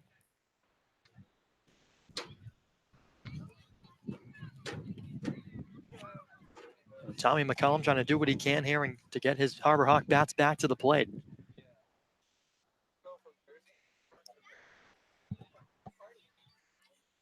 A long stare in down to Hackett, or McDaniel rather, to get the sign. Cam Hill putting up a tough fight, staying alive with 2 strikes. Now a 1-2 offering. Fastball in the dirt, chested by McDaniel, gets past him for a moment. Both runners are going to take off, or rather just the runner from second, Casey Schmidt, who goes sliding into third. Parker Chambers stays put over at first base, so now it's men on the corners with 1 down. And Cotuit with a runner 90 feet away from making this a 1-run ball game. Well, McCollum a little bit wild with the location here in the 4th inning. A 2-2 count to Hill as he steps back in after adjusting the gloves. Jordan Westberg shaded a bit toward the second base bag as a 2-2 offering comes in high and in. Gets off the glove of McDaniel, scampering home as the runner Casey Schmidt. The throw is not going to be in time as it's off the glove of McCollum, back down to third base as Olsen corrals it. Going into second, Parker Chambers. And now it's a one-run ball game at 3-2 here from Lowell Park. Yeah, well, McCollum, just a couple of wild pitches. That one getting too far away from McDaniel. And it's funny, Schmidt read the ball late and had a late break to the plate, but still enough time to just beat the throw, and he slides in safely, like you said. Throw also got by the pitcher, Tommy McCollum, and trickled up the third baseline. Just like that, Cotuit's starting to kind of mount their way back. Full count here to Cam Hill. McCollum from the stretch, the payoff offering. Swung on, pop-up left side. That'll get out of play down the left field line. So foul ground behind the plate. Very extensive here at Lowell Park. And it's a bit of a jog for the catchers to go get any pass balls that do trickle by him. That time for McDaniel, slightly off to his right. And to throw to the plate, just not in time. McCollum wasn't able to corral it anyways. So Cam Hill, a lengthy at bat here with a 3-2 count. The next payoff pitch. Fastball down, and he walked him. Second free pass of the inning, surrendered by Tommy McCollum. And these Cotuit bats, ever so relentless. That'll bring up Cody Pasek. And that one just missed, too. I mean, that was borderline at the knees. Didn't quite get the call. And he visually was a bit frustrated after it. But as a result, runners on first and second with 1 down. This could be it as Chad Gassman's making his way out to the hill. Well, the rest of the infield will join Gassman on the hill. Chad McDaniel making his way out from behind the plate as well.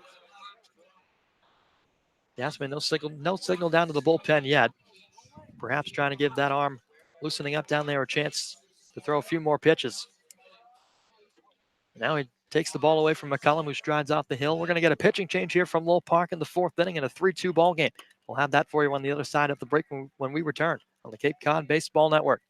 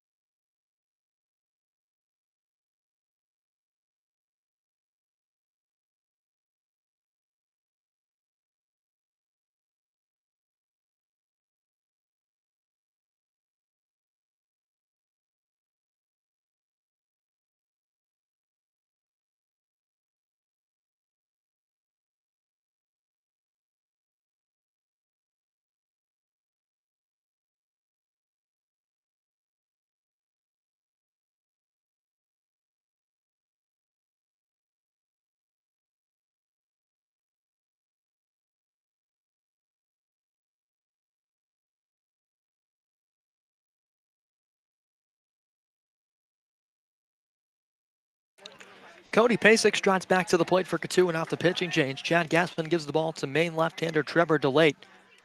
Onto the hill for Hyannis in relief of starter Tommy McCullum, who worked 3 1/3 in this ball game. His line's still open, however, as both runners on base are his responsibility. As Pasek steps in, a couple aboard and one down in the Kettleers' bottom half of the fourth inning. 3-2 our scores. DeLate takes over his 4th appearance of the summer. First pitch to Pasek. Off speed, down and away. Another one a bit borderline at the knees, but rule the ball 1-0. DeLate on the season. Made one start. Rest of his appearances coming from the bullpen. He has put up a save on the board this season. But a very, very small sample size of work. Just 3 1/3 innings. Lefty-lefty matchup as the southpaw checks second. Now comes home with a fastball. Misses down and away again. 2 balls, no strikes. 0-1 the record for DeLate. An 18.89 ERA. But again, he's been very, very good over his last couple of outings. That first one at Wareham on July the 7th was the one that was a bit rocky. 2-0 to Pasek. Swung on, pop-up into straightaway center field. Moving after it, Jordan a couple steps to his left. He's got it lined up. He'll make the grab. No tag from either runner. And 2 down in the inning as Pasek's retired. He's 0 for 2. That'll bring up Rob Martin. Well, that's got to be a little bit of fun for Trevor DeLate. First off, keeps any runners from advancing, but first appearance in, or rather first batter he faces in this appearance, his 3rd of the summer, he retires his college teammate and battery mate Cody Pasek. Left-handed bat flies out to short center. Pretty easy play for Rowdy Jordan. So stepping in, the DH Rob Martin. He'll take his cuts from the left side here with 2 down in the 4th. Another lefty-lefty matchup as the southpaw DeLate comes set and fires home. First pitch, off speed, into the bottom of the zone for a strike, 0-1. And you mentioned retiring his college teammate Cody Pasek and Trevor DeLate on the hill. That's going to be a lot of fun for these guys coming up onto the Cape, playing on different teams, getting a chance to go at each other. Of course, all in good fun, but DeLate getting the better of Pasek that time. Got a 0-1 count to Martin. Comes home, fastball just below the knees. Count evens 1-1. That'll set up things like bragging rights back at school. We'll see how long DeLate stays in. Maybe Pasek will get another crack at him. But like you said, it's always fun when some of these guys that are college teammates go at it in the summer. DeLate trying to get his Harbor Hawk bats to the plate in the 5th. Swing and a miss. Count 1-2. He's 1 strike away from doing that. Rob Martin tonight 0 for 1 already. A fly out to Rowdy Jordan in center field. Adam Oviedo in the on-deck area hoping for a chance if the Kettleers can extend this 4th inning. They trail by 1. They do have Parker Chambers out in scoring position. DeLate trying to strain him there. The 1-2 pitch. Fastball down and away.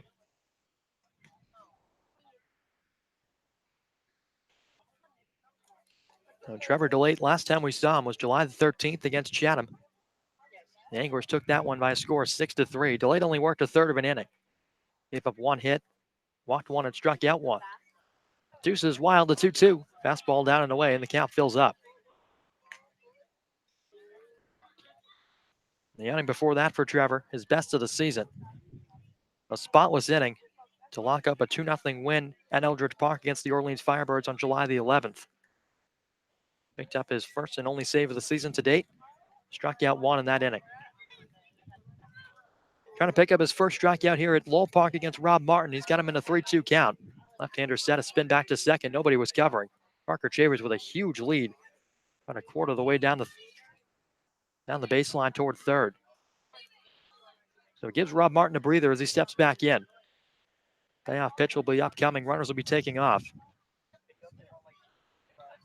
DeLate set. Payoff pitch on the way. Breaking ball downstairs, and that walk will load up the bases. 3 walks in the inning combined for these Hyannis Arms. First one surrendered by Trevor DeLate. This time Rob Martin the beneficiary of that free pass, and now it'll be the number 9 man, Adam Oviedo. Well, now the base is loaded. DeLate's going to really have to battle down and make a quality pitch or two here. Oviedo today 0 for 1, but really looking to just kind of stall the inning right here and put it to a halt, because you do not want to face Nick Gonzalez at the top if you're Trevor DeLate. Bases loaded, 2 outs. Biggest spot in the ball game thus far. First pitch, fastball, good for a strike. More gray clouds starting to roll in over Lowell Park. They move toward the middle frames in this ballgame. Again, Lowell Park, 1 of 3 on Cape Cod with no lights. Approaching 6:30 p.m. Eastern Time, 6:19 the exact time. Down 0-1 to Oviedo. Delayed kicks and fires. Chopper over the mound. Delayed goes up the ladder to get it. Soft throw to first in time to fair, and that retires the side. So an athletic play on the main southpaw. Goes up the ladder, fires to first in time, and that strands the bases loaded. But Cotuit able to strike for 1. They make it a 1-run ball game. It's 3-2. We'll go to the 5th inning here on the Cape Cod Baseball Network.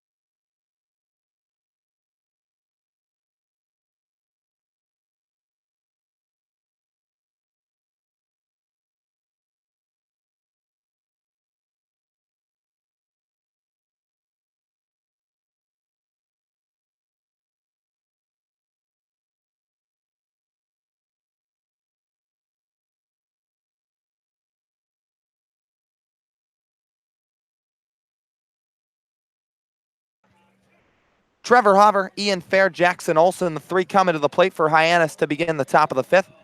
And it'll be the left-hander Trey Holland out of the University of the South back on the hill. It'll be his first time seeing the lefty Hover. The southpaw winds and deals, off speed, down low and in. 1 ball, no strikes. Trevor today popped up to third base, struck out swinging. Hyannis Ball Club with 8 hits, and Hover looking to add on here in the top of the 5th. Pitch in, ground ball right to the second baseman Gonzalez. Fields on a couple hops, flips over to first. There's 1 away.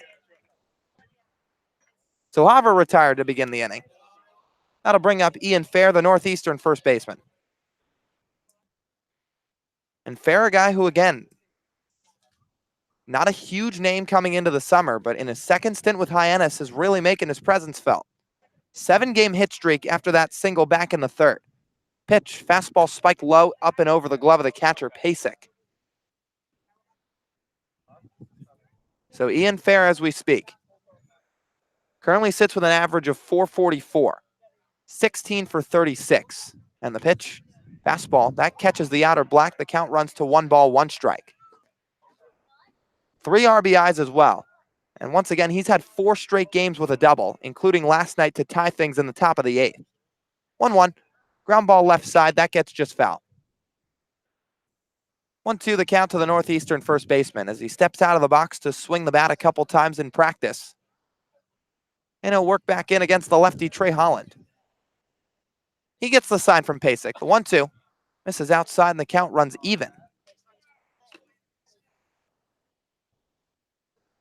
But Fair has not had a problem swinging the bat as of late, no question. Holland ready, 2-2 on the way. Ground ball, foul, chopped high and over toward head coach Chad Gassman in the third base coaching box. So during this 7-game hit streak for Fair, 2 of the games have been multi-hit. The 3-for-3 night to begin things against the Bourne Braves a week ago today on July the 10th, and a 2-hit game against Falmouth 2 nights ago. Fair wiggling the bat above his back shoulder. Lefty Holland sets fires. Line drive into left center field, falling down for a base hit. Fielded on a couple hops by the center fielder Hill as he throws it back into the shortstop Oviedo. And Ian Fair, now his 3rd multi-hit game in the 7-game hit streak, as he picks up another single to put 1 runner aboard with 1 down. And he just continues to find his way on base.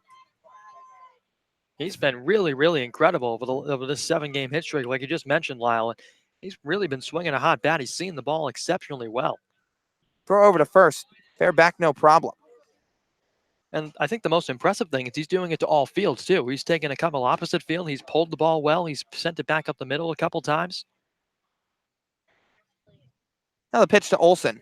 Lefty swings and cuts through a breaking ball. No balls, 1 strike the count. But you're absolutely right. I mean, the double last night went out to deep right center. One of the doubles he had a couple games ago went out to left center. That went out to left center. His first hit today out to dead left. Pitch to Olson comes in, swing and a miss at the same breaking ball down and in. It's 0-2.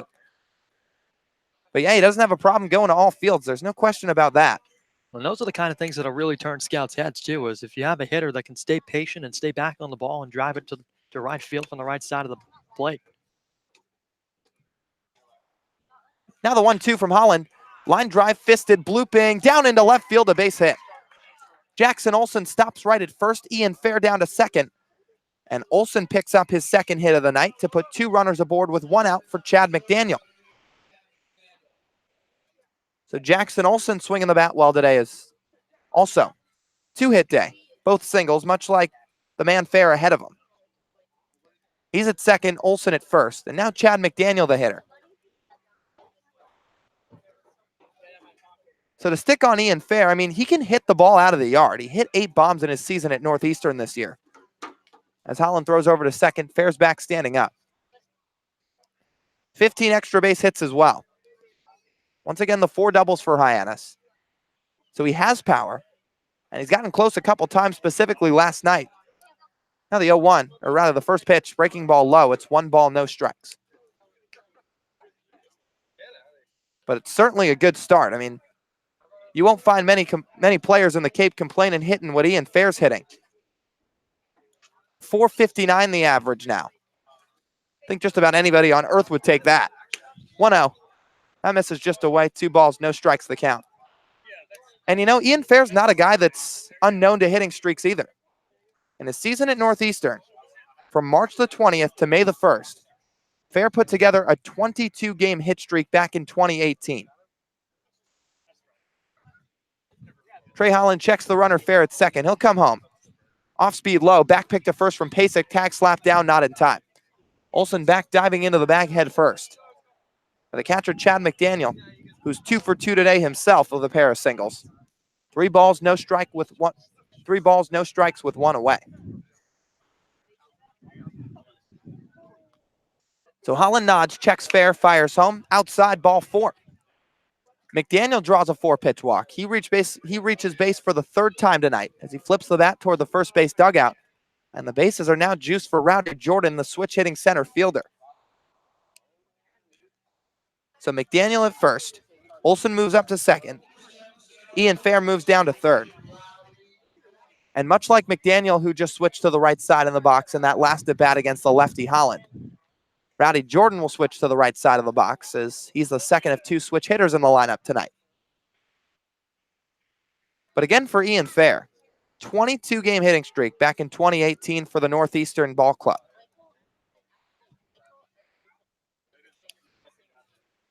In 2018, he had 12 multi-hit games, 6 multi-RBI games. Holland fires home. Fastball catches the zone, strike 1. But Fair, a guy who sat out his freshman year due to a red shirt. He really has no trouble stringing together hits. 7-game hit streak in Hyannis. The pitch to Rowdy Jordan misses low and away, off speed. So the 7-game hit streak on the Cape with the Harbor Hawks. The 22-game hit streak in 2018 with Northeastern.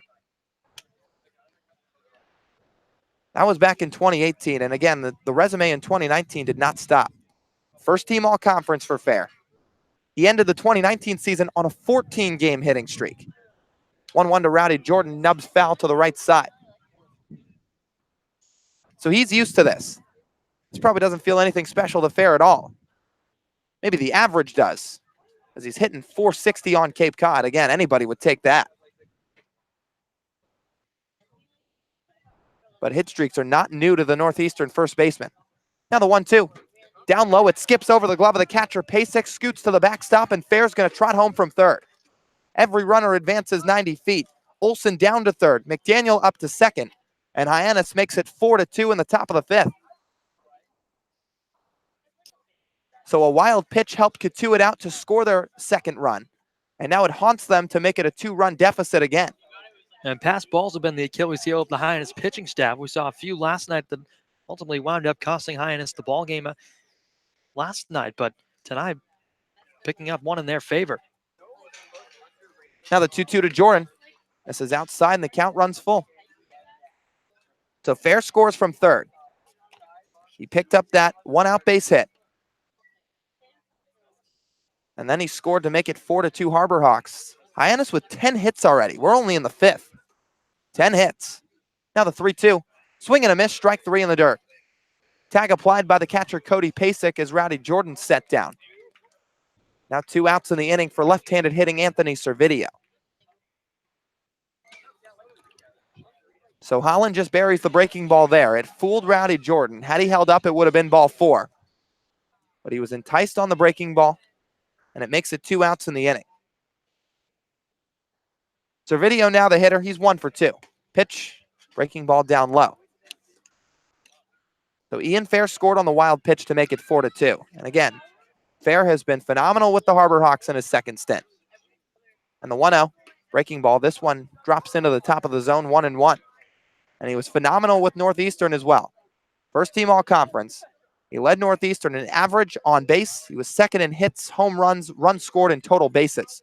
Servideo fouls one straight back. It's 1-2. So now we've already talked about the 22-game hitting streak for Fair in 2018. During that 14-game hitting streak in 2019, 10 were multi-hit games, including the final 6. 1-2, misses down, 2 balls, 2 strikes. So Fair now has 3 multi-hit games in part of this 7-game hitting streak. He had 10 during that 14-game hitting streak to end 2019 for Northeastern. Pitch to Servideo, misses down, it's 3-2. So full count with 2 away. 2 runners on. It's Olson at third, McDaniel at second. And Hyannis up 4-2 in the top of the fifth. Full count offering from Holland. Fly ball lifted down the right field line, fairly deep. This chases Robinson back. He's got a beat on it just in front of the wall. He makes the grab. So a long third out for Anthony Servideo ends the top of the fifth. But Hyannis tacks on an additional run to make it 4-2 through 4.5 frames. Hyannis, 1 run, 2 hits, no errors, 2 left on. We'll go to the bottom of the fifth when we return on the Cape Cod Baseball Network.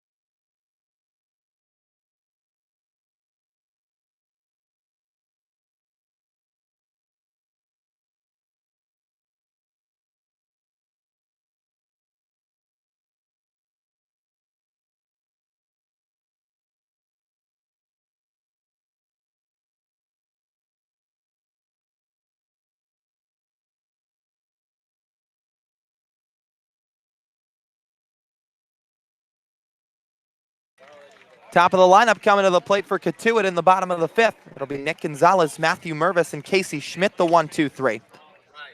And Trevor Delate's back on the mound, the lefty for the Hyannis Ball Club. Lefty seeing Nick Gonzalez for the first time. Out of the stretch, fires home. Breaking ball misses just away. And Gonzalez just kind of doing what he does. Single in the first. Solo shot the other way in the third. So he's already 2 for 2 today. Now the pitch from Delate. That misses just down off speed. It's 2-0. So with that first hit back in the bottom of the first, Gonzalez already leads the Cape League in hitting. He was tied for, in hits total rather. He was tied for first in hits entering today's play with 36. Now he's sitting at 38. Delate's 2-0. Fly ball lifted down the right field line. It chases Goodman over to his left coming toward the line. He comes over and he makes the grab for the first out. So Gonzalez retired for out number 1. Set down in his third try tonight, seeing Trevor Delate for the first time. Now we'll face Matthew Mervis. He gave it a ride. He lifted it fairly deep down the right field line. But Goodman had a nice easy play on it, just kind of coasting to his left to make the grab. The one away, it'll bring up Matthew Mervis. Left-handed hitting first baseman from Duke. Main lefty Trevor Delate comes set, fires home. Line drive up the middle. Shoots past the head of Delate and into center field.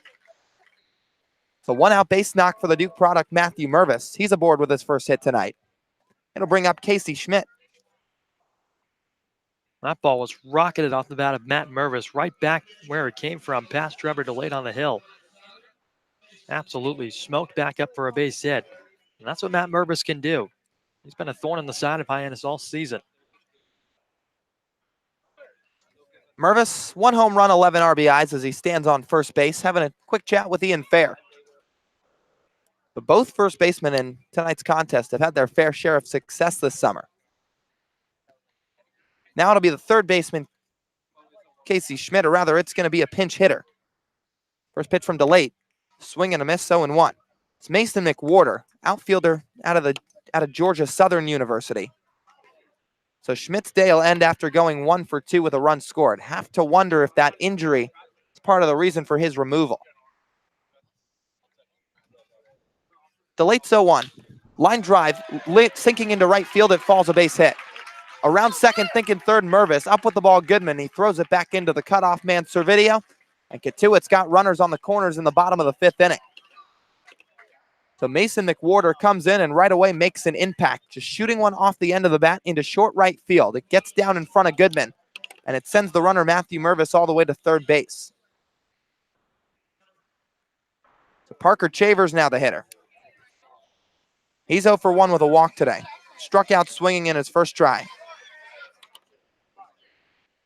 And again, Chavers, the guy that's hit 2 home runs against Hyannis this summer. 1 at Hyannis, 1 here at Lowell Park in Cotuit. That one of the longest home runs Hyannis has seen this summer. First pitch from Delate. Called strike right at the bottom of the zone. Mason McWhorter comes into today's play hitting .283. So certainly a respectable bat in the Cotuit lineup. Now Chavers, the hitter, looking to bring a run in as Delate fires over to first, back with a head first dive, courtesy Mason McWhorter. Chavers on the season hitting a total of .261. 4-2 Hyannis the score in the bottom of the 5th inning. Some dark clouds over the sky. Pitch comes in, off speed, low and away. So with it being the bottom of the 5th, as long as this inning can conclude, it will count as a full game, and there's no rain coming down yet, so holding off for now. Expected to come in around 8 o'clock, but things can change. We'll have to wait and see how things fare out. Delayed a long pause. The stretch, the 1-1. Ground ball foul toward the Hyannis dugout. Well, Al, you talk about rain. There's definitely been a lot of it here in Cape Cod this summer, and there was rain in the forecast for that night last Saturday against Orleans. We didn't think that game would be rained out, but now it has been rescheduled to the 22nd with the Firebirds coming back to McKeon Parks.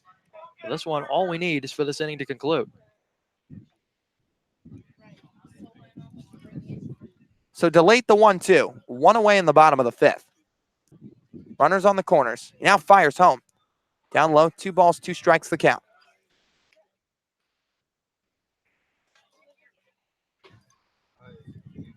So again, win, lose, or draw. As long as 2 more outs get recorded by Cotuit before the field gets drenched, there will be no problem with concluding the game. DeLate fires over to first, back with a head-first dive, McWhorter. 5 innings is what it takes to count as a completed game on Cape Cod. There was almost a tie the last time these two teams squared off here in Cotuit, but an Araja new home run out to right field gave Cotuit the 9-8 victory after Hyannis came back from 5 runs down. Pitch, fly ball lifted into deep left field. This should get the job done. Hover with the beat on it, makes the grab. Tagging from third, Matthew Mervis. Hover's just going to cut it off to Westberg.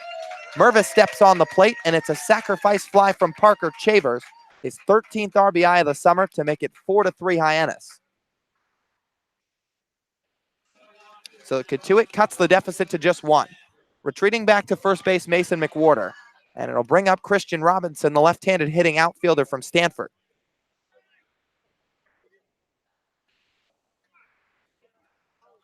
Robinson, a pair of pop-outs today.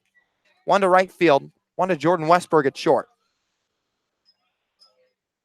DeLate still working with a runner on first. Gives him a look. Now the stretch and fires home. Pop-up over the press box behind home plate, out of play. So Cotuit with 1 home run already today. That comes from Nick Gonzalez. Kettleers now with 29 home runs on the Cape Cod summer. That sits in first place in the entire league. As pitching coach Ray Korn's going to come to the mound to have a word with DeLate. Catcher Chad McDaniel is going to make his way out as well. So no rain yet, but a slight wind blowing out toward left center. The American flag residing just to our left of the Lowell Park scoreboard is currently gusting just slightly in the wind. Korn makes it a quick meeting. He doesn't force Larry Rosenberg to come out to the mound, as he just gives the home plate umpire a wave, walks back to the dugout very slowly, and it will count as an official mound visit with McDaniel going back behind the plate. Chavers will dig back into the box, or rather, Christian Robinson will dig back in. Chavers, the man who cut the lead to 1 with the sacrifice fly to left field.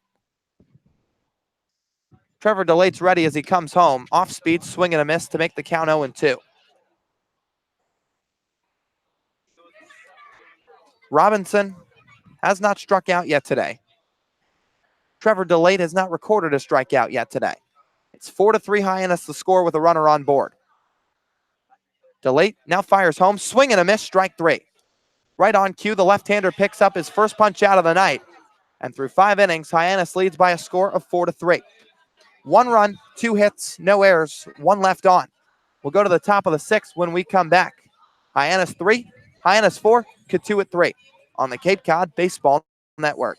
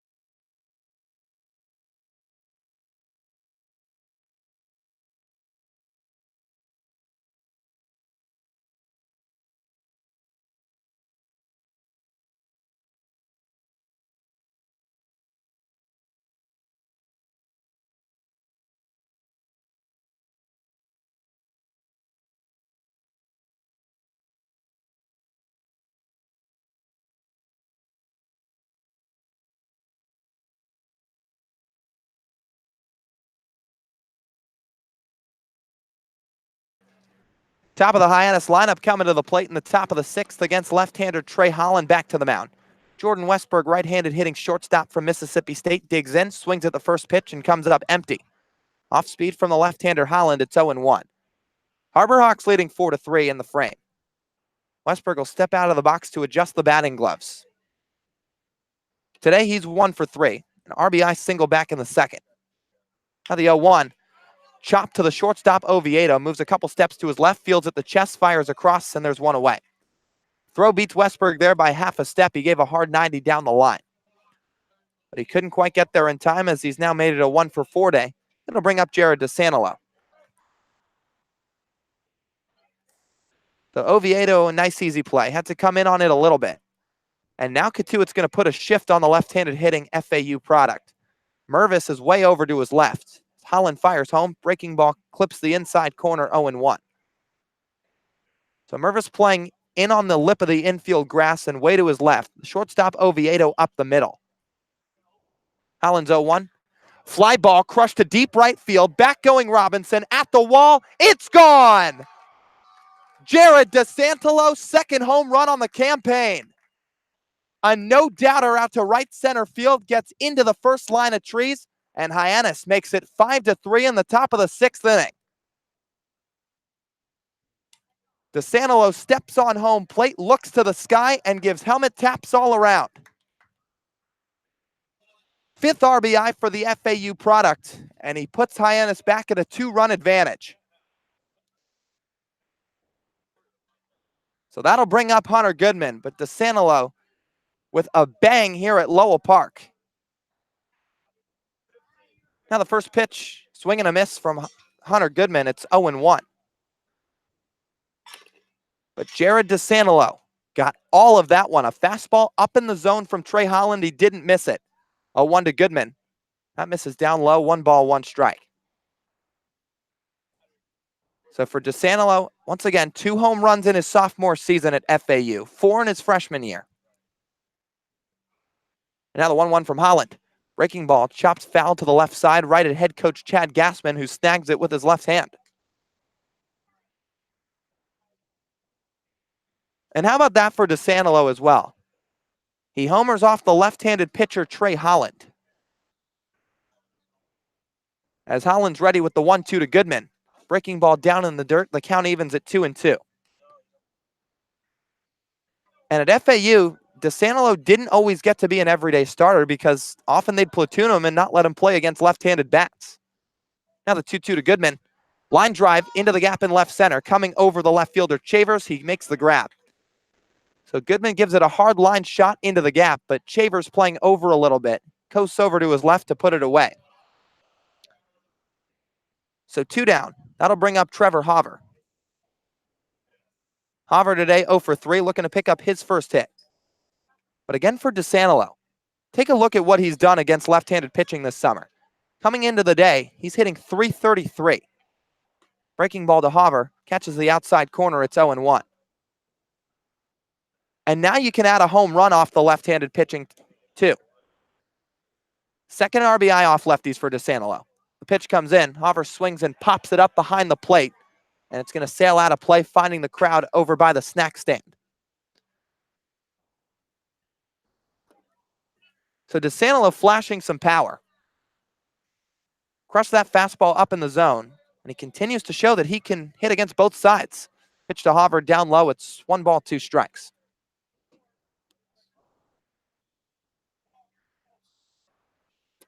So Hauver back into the box, bending his knees from the left side. Holland fires home. Line drive, diving effort, can't get there. Nick Gonzalez, it skips into right center. Trevor Hauver picks up a 2-out single, and the Sun Devils aboard with 2 away for Ian Fair.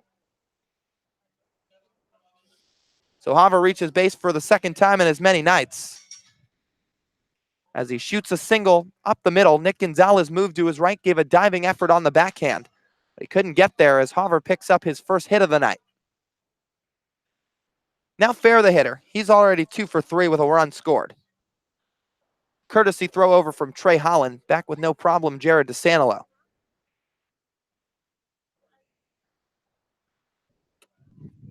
Lefty Holland ready. Pitch to Fair. Off speed. Catches the outside corner. It's 0-1. So today against left-handed pitching, as DeSantillo's seen Holland twice. 2 plate appearances. First time around saw just 1 pitch as he was plunked on the front leg. Now the pitch to Fair. popped up foul, right side out of play. Then the second time around, he crushes a fastball out to right field into the trees for his second home run of the summer. So he's totaled his season home run total that he had at FAU here on Cape Cod. 0-2 to Fair, down low, runner taking off, throw down to second, Hauver slides in safely. How about Trevor Hauver? 2 stolen bags on the year, both coming here at Lowell Park. He slides into second base, taps Nick Gonzalez on the back, and Hauver picks up stolen base number 2 of his summer. Or rather, they're just going to call it number 1. Oh, that's right.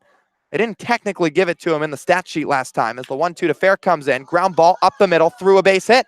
Hauver tears around third. Throw coming in from the center fielder, Hill. One hop to the plate, and it's up the third base line. Hauver slides in safely. Have a day, Ian Fair. A 3-hit afternoon as he's picked up RBI number 4 on the season. His third single. And Hyannis is up 6-3 in the top of the 6th inning. So Ian Fair just shoots one on the ground up the middle. Trying to put a glove down the pitcher Holland. He couldn't get there. More the same of the middle infielders as it skips into center field. Hauver swiped the bag at second, then scored from second as Hyannis is now out to a 3-run advantage. Throw over to first from Holland, back safely the runner Fair. It's a hit parade at Lowell Park for Hyannis tonight. 13 so far with 2 outs in the 6th. Offense, no question, breaking through today. Pitch to Olsen. Fly ball, lifted on a breaking ball into shallow left. Moving a step or two in Chavers, lines it up, makes the grab. That ends the top of the 6th, but the damage has been done on the Hyannis offensive side. 2 runs, 3 hits, no errors, 1 left on.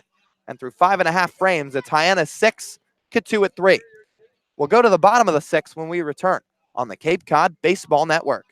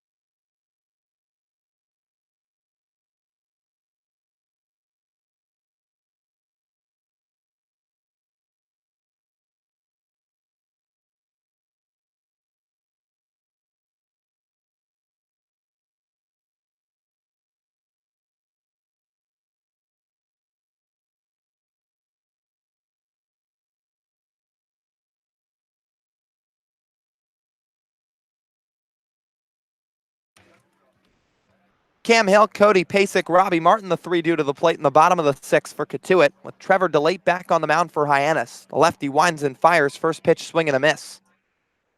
0-1 the count to the hitter Cam Hill. He's 0 for 1 today with a walk. And DeLate's worked some quality relief after coming in for the starter Tommy McCollum. Now the 0-1 comes in. Fastball that misses low. But the top of the 6th, Hyannis put up 2 runs, a Jared DeSantillo solo shot, and an Ian Fair RBI single up the middle. DeLate gets the sign, sets above the belt. Pitch comes in, swing and a miss at an off speed, 1-2. But again for DeSantillo, guy who hit 2 home runs in a season at FIU. He hit 4 as a freshman, but he's matched his 2019 total with his pair of home runs up on Cape Cod. 1-2 from DeLate. Ground ball nubbed out in front of the mound. Charging out the catcher McDaniel. Picks up, fires to first. It pulls Fair off the bag. Safe at first with an infield hit. Cam Hill reaches base for the second time tonight. And Cotuit's got the leadoff man aboard in the bottom of the frame.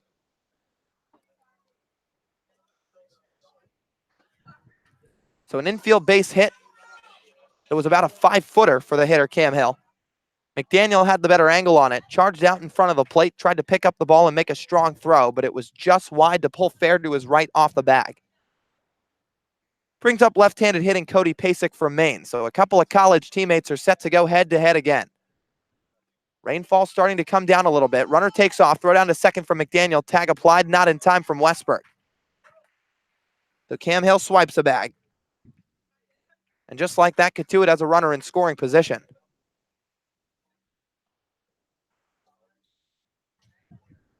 Slight drizzle from Lowell Park and Cotuit. And what started out once as a sunny day, it is dark and cloudy at Lowell Park. 1-0 count to the hitter, Pasek. Here comes the offering. Fastball misses just outside.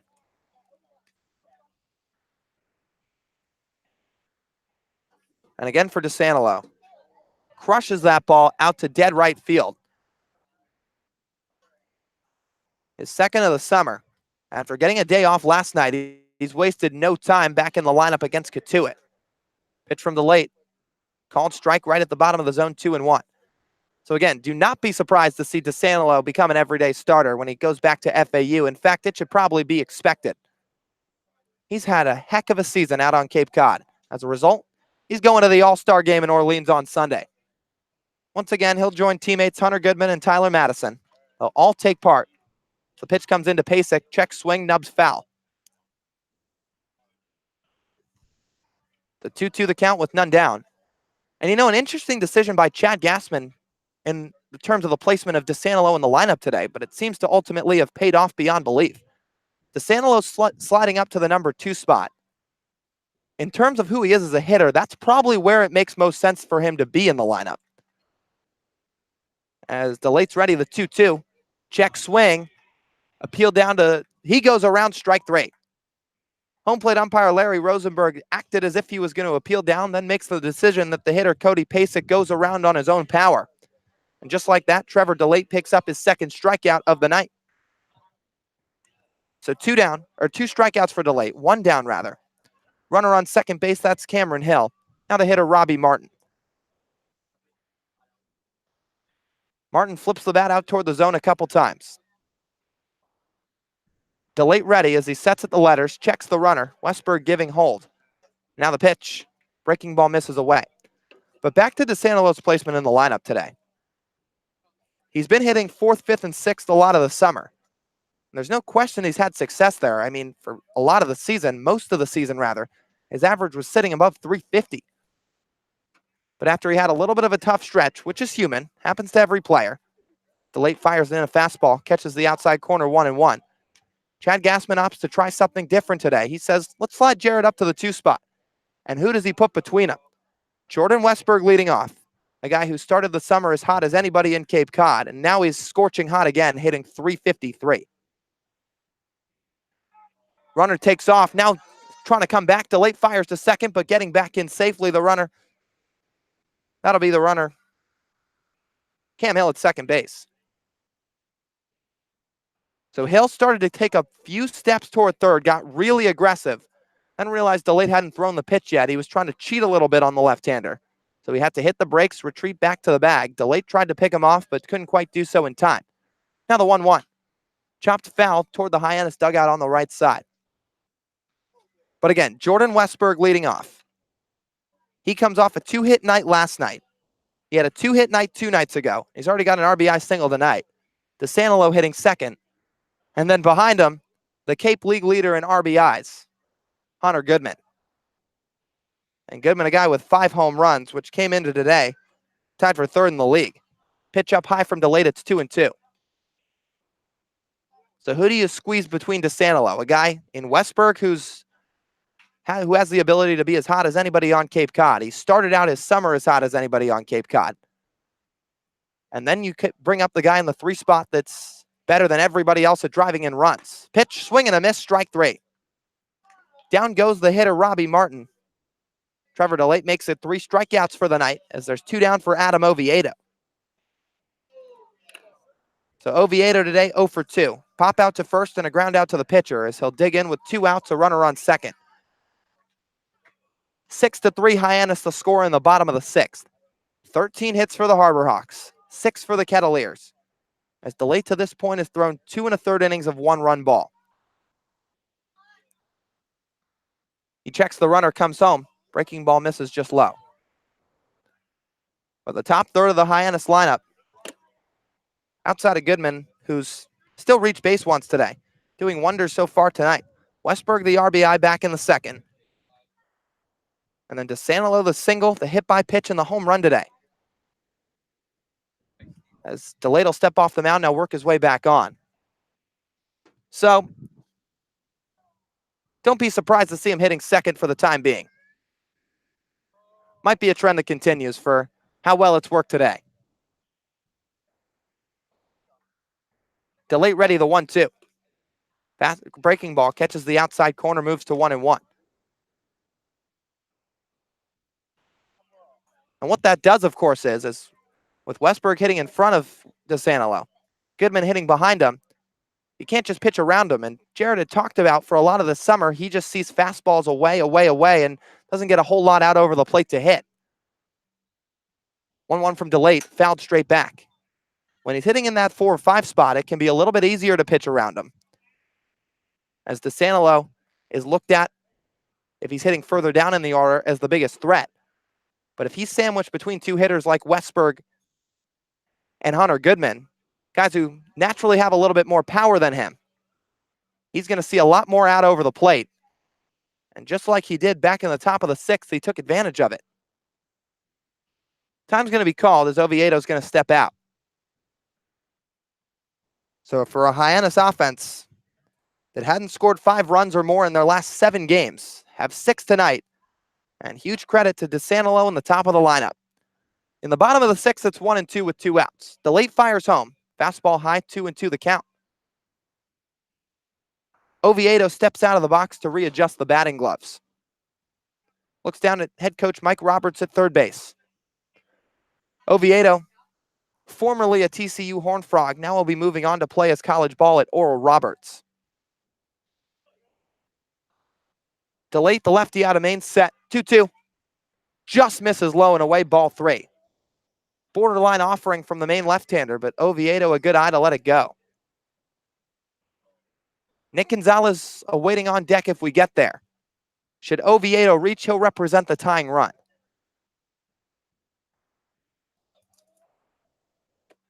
DeLate a long look in at the former TCU Horned Frog. Come set. Full count offering. Swing and a high pop-up foul. It'll get out of play over us just down the first baseline. Or just a little bit behind home plate. Our positioning here at Lowell Park, just off to the right of home plate if you're facing the ball field. Not quite down the first baseline. Just about in the same path as the left-handed batter's box is. 3-2 the count to Oviedo. Infield playing back. Now the 3-2 from DeLate. Just down low with a fastball, ball 4. Oviedo draws the 2-out walk. DeLate missing just a bit south with that fastball. And it's going to bring up the ever-dangerous Nick Gonzalez representing the tying run. So Gonzalez was finally retired in his last at-bat. He didn't go down quietly as he flew out to fairly deep right field, and he's going to get a loud round of applause from the Cotuit faithful. And why wouldn't he? Gonzalez will be one of the 8 All-Stars, of course, for the Kettleers on Sunday. As he digs into the right side. Already a single and a home run today, flipping the bat out toward DeLate a couple of times. Lefty working from the stretch, fires home. Breaking ball, hits the bottom of the zone, strike 1. Gonzalez with his 2 hits tonight, hitting .349. Once again, came into the contest, tied for 6th on the Cape League in average.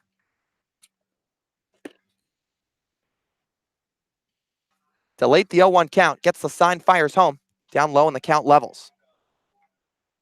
And with that home run that Gonzalez hit back in the bottom of the 3rd inning, puts him at 6 on the summer. That's now tied for 2nd on the Cape with Austin Wells. Wells, the Arizona Wildcat, doing the catching for YD this summer, has 6. Nico Cavadas, corner infielder for Notre Dame, leads the league with 7. Pitch down low with a fastball. Peel down to first base, and he does not go around. So McDaniel had to ask home plate umpire Larry Rosenberg to put his right arm out to first. McDaniel was opting for it. Rosenberg finally asked first base umpire Jeff Kinney for some help, but he says he does not go around. So 2-1 the count. Very, very dark at Lowell Park. No real rain yet as DeLake comes set, checks the runner at second, comes home. Fastball misses low. So Gonzalez's homers have been pretty spread out this summer. Austin Wells has 6. He had 3 in a game. Nico Cavadas, who Hyannis saw last night, 7 home runs. And 3 came in one game for him as well. But Cavadas did not lead the league until recently. 5 home runs have come in his last 11 games. 3-1. Misses down low. He loses Gonzalez. No, now it's a strike 2 call. Wow. So Gonzalez flips the bat toward the dugout. Was about a third of the way down the line. And then Larry Rosenberg opts to bring him back to run the count full. That was a similar spot to one DeLake didn't get the call on when he walked the hitter, Adam Oviedo, just a batter ago. But now Gonzalez with a 3-2 count with 2 away. Gonzalez has walked 15 times on the summer. 2 aboard in a 6-3 game in Hyannis' favor. Hale at second, Oviedo at first. Full count offering. Line drive up the middle into center field, a base hit.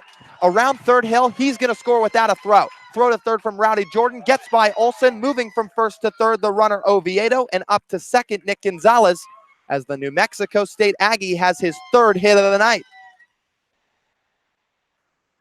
This kid is unbelievable. 2-run deficit now for the Harbor Hawks. Gonzalez, a 3-hit night, 2 singles and a home run, as he lines one right past the back of Trevor DeLate, who had to jump to get out of the way. And it's now going to be 6-4 with the tying run standing 180 feet away. Chad Gassman's going to call time, make his way out to the mound. This could end DeLate's night. But Nick Gonzalez picks up his 23rd RBI of the summer with that single to center. Gassman standing up on the mound. No signal yet as he's having a word with his entire infield. And with that RBI for Gonzalez, that would put him in second place for RBIs on the summer. It would trail only Hunter Goodman, who leads for Hyannis with 26. Goodman yet to have an RBI tonight. His meeting is still going up on the mound. Home plate umpire Rosenberg comes out, and now Gassman's going to opt to go to the bullpen. So Trevor DeLate's night will end. His line's still open as he's thrown a total of 2 1/3 innings tonight. 4 hits, 2 walks, 3 strikeouts. And a new arm will be coming into the game for Hyannis on the other side of the break. It'll be the left-hander Jonah Scalaro out of Florida State when we come back. It's Hyannis 6, Cotuit 4 on the Cape Cod Baseball Network.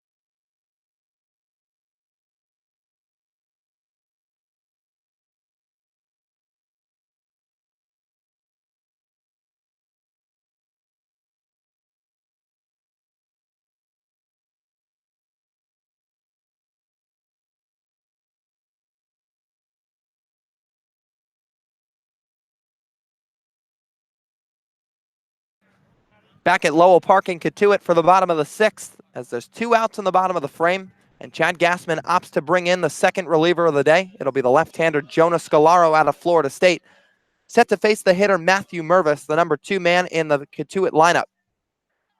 Mervis today 1 for 3 with a single and a run scored. Scalaro inherits 2 runners on base. It's Oviedo at third, Gonzalez at second.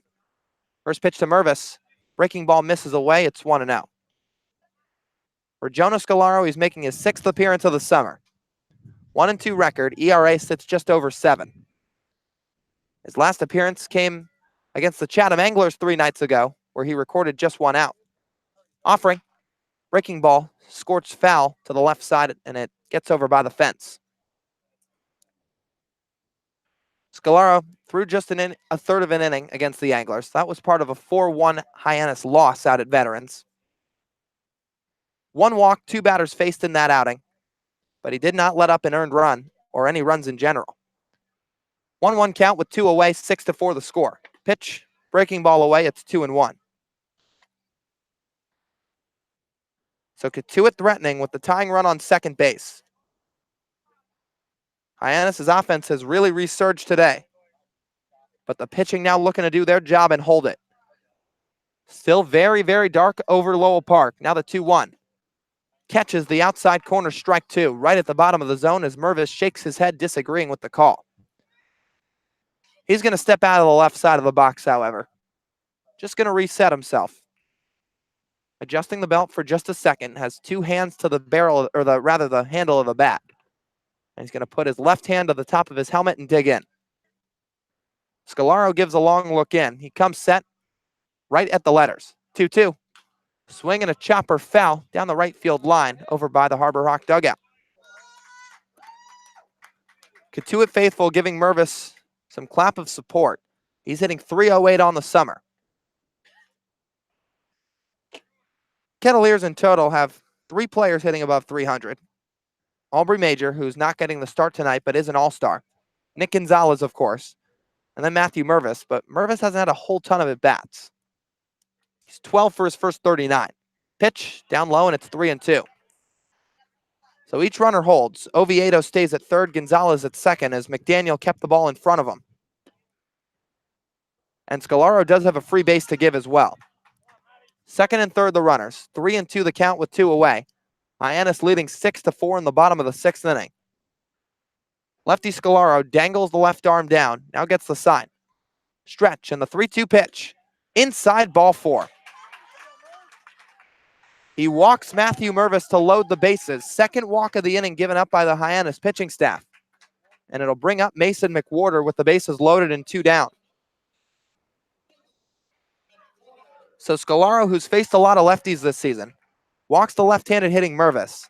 Now he'll face the left-handed hitting Mason McWhorter. Casey Schmidt, of course, removed from the game. He came up with a 1 for 2 day with a run scored to go along with a single, as Scalaro will work back to the windup. Lifts and fires. Just down and away, it's 1-0.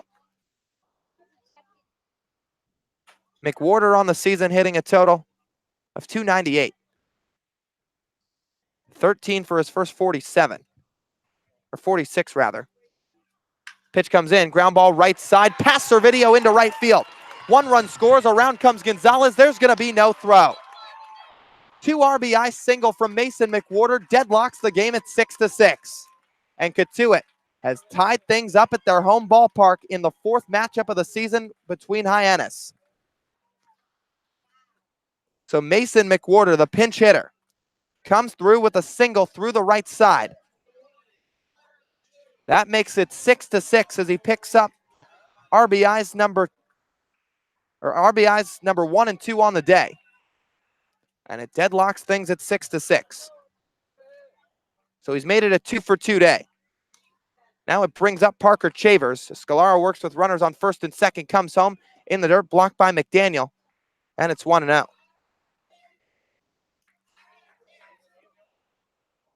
So rather, McWhorter was 14 for his first 47. Now he's 15 for his first 48. Average sits at .313. Scalaro working back to the stretch. 1-0 pitch to the lefty Chavers. Down low with a fastball, 2 balls, no strikes. Chavers today, 0 for 1 with a walk and a sac fly. So an RBI to his name. And for McWhorter, those were RBIs number 10 and 11 of his season. Infield playing back. Westberg shifted to his left up the middle, now retreats to his usual spot. Pitch, fastball catches the outside corner. It's 2-1. And it is still dark, dark, and darker here at Lowell Park. No rain coming down yet. Hyannis and Cotuit hoping to get as much in as they can. It's expected to come in around 8 o'clock. At least there's a 50% chance. Scalaro's ready. Checks the runner at second. 2-1. Ground ball foul right side. So 2-2 the count. Jonah will get a new baseball as he works his way back to the mound.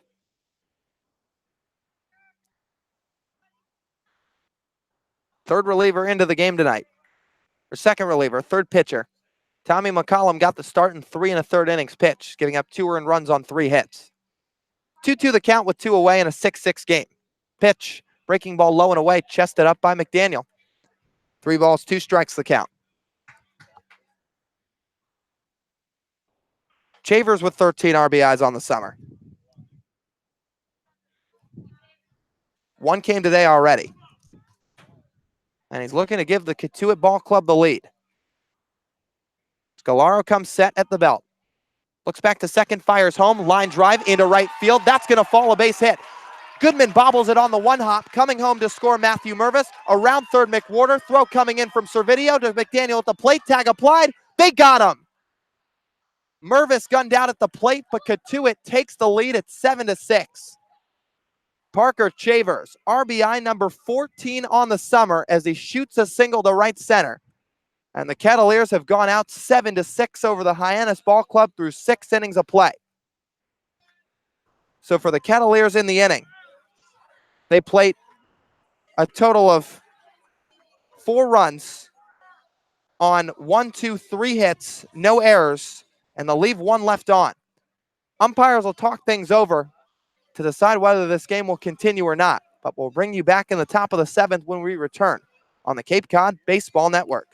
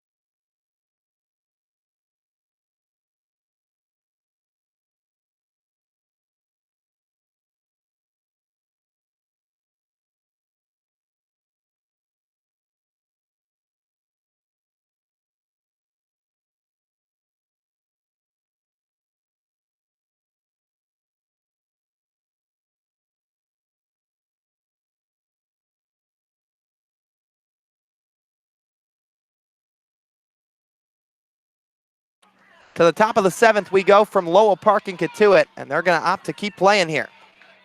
No rain yet, darkness still over the ballpark, but enough to keep playing. Cotuit, of course, with no lights, one of 3 ballparks in the Cape that holds that trend. As Bo Hofstra, right-hander out of Purdue, set to toe the rubber. As Cotuit brings in their 3rd arm of the game, 2nd of the bullpen. But to recap the last inning in the bottom of the 6th, Cavaliers score 4 runs on 4 hits, rather. No errors, 1 left on. That RBI single from Chavers plated Mervis from second. McWhorter tried to score all the way from first as Goodman bobbled the baseball. But he relayed it in well to Servideo, who then relayed it to McDaniel at the plate. Put the tag down on in time to McWhorter to retire the side. But as a result, the Kettleers have gone out to a 7-6 advantage over Hyannis.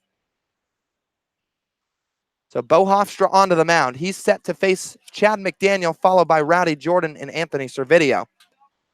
Bottom three of the Hyannis lineup.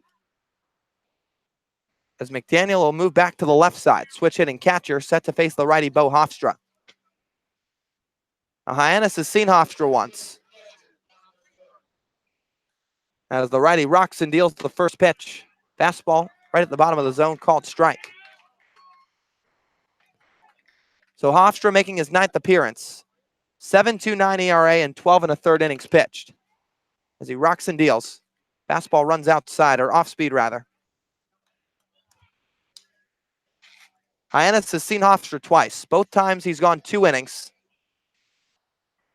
As he comes set, delivers. McDaniel swings and pops it up into short left field. In comes Chavers. Got a beat on it and makes the grab at the chest-high level. McDaniel retired to begin the top of the 7th. It'll bring up Rowdy Jordan. Another switch-hitting bat for the Harbor Hawks. He'll hit from the left side as well.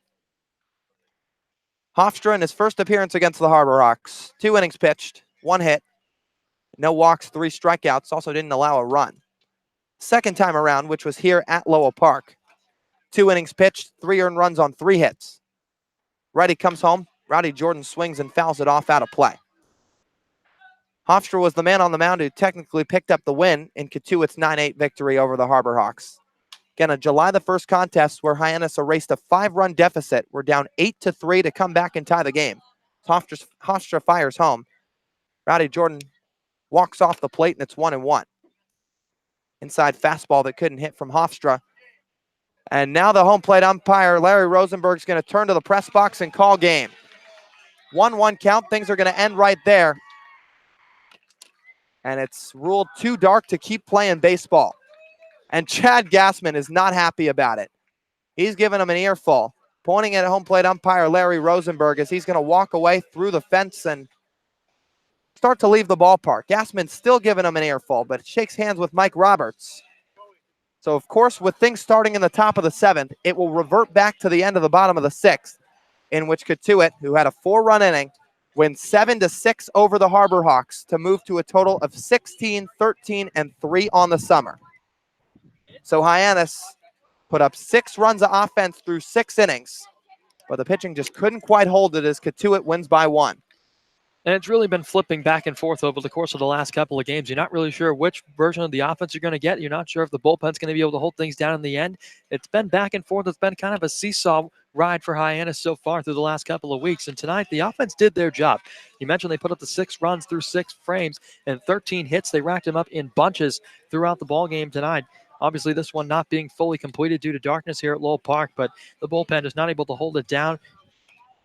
But the start tonight for Tommy McCollum, a very, very good one in a Hyannis uniform. He went 3 1/3 in tonight's ballgame, gave up 3 hits, 2 runs. He did what he needed to do, but the bullpen and Delayed and Scolaro just losing it down the stretch. And you talked about it. The offense was really, really good tonight. And a couple guys you can highlight. Jared DeSantillo for sure. Jordan Westberg has an RBI hit. Ian Farah, 3-hit day. So there was offense throughout the Hyannis lineup. I mean, they put up 13 hits on the night. But unfortunately, it just wasn't quite enough to hold it. And like you said, it's been flipping back and forth. There are nights where the pitching's been great. There are nights where the hitting's been great. But the problem just seems to be it just hasn't all clicked at once this season. It's been very, very inconsistent to say the least, Lyle. And you can point at a couple of things. The men left on base is a big one tonight. Hyannis leaving on a lot of base runners. And as a matter of fact, one in every inning that they came to the plate. So you could point at that and say that that could be an Achilles heel. Another one, though, they were aggressive early in counts, and that's what we talked about early on in the ballgame tonight. A very, very aggressive early on in counts. They swung the bats well, and they put bats to baseballs, and they got balls through the infield. They racked up the hits, 13 on the scoreboard, and still just not enough. The bullpen, though, we talked about it before. The walks and pass balls were the Achilles heel throughout the entire season, and that came back to haunt Hyannis again tonight. So one final time. Cotuit wins 7-6 over Hyannis. They pick up win number 16 on the season, moving to 16, 13, and 3. Hyannis drops to 6, 24, and 1. and they'll look to get back at it tomorrow at home at McKeon Park, taking on the first place Wareham Gatemen. The final lines for each team: for the visiting Harbor Hawks, 6 runs, 13 hits, 1 error. They leave 9 on base. And for the winning hometown Kettleers, 7 runs, 9 hits, 1 error. They leave 6 on base. So Cotuit, 4-0 series lead over Hyannis. That will clinch the Patriot Cup for them in 2019 as they'll bring the trophy back to Lowell Park in Cotuit. But Hyannis looks to flush this one and get back to work tomorrow as they're set to take on the Wareham Gatemen. That game is set for 6 o'clock p.m. at McKeon Park. Hyannis and Wareham set to square off with the Harbor Hawks looking to get themselves back on track. But for one final time tonight, alongside Brennan Howe, I'm Lyle Goldstein. We thank you so much for tuning in, and we'll talk to you tomorrow from home at McKeon Park.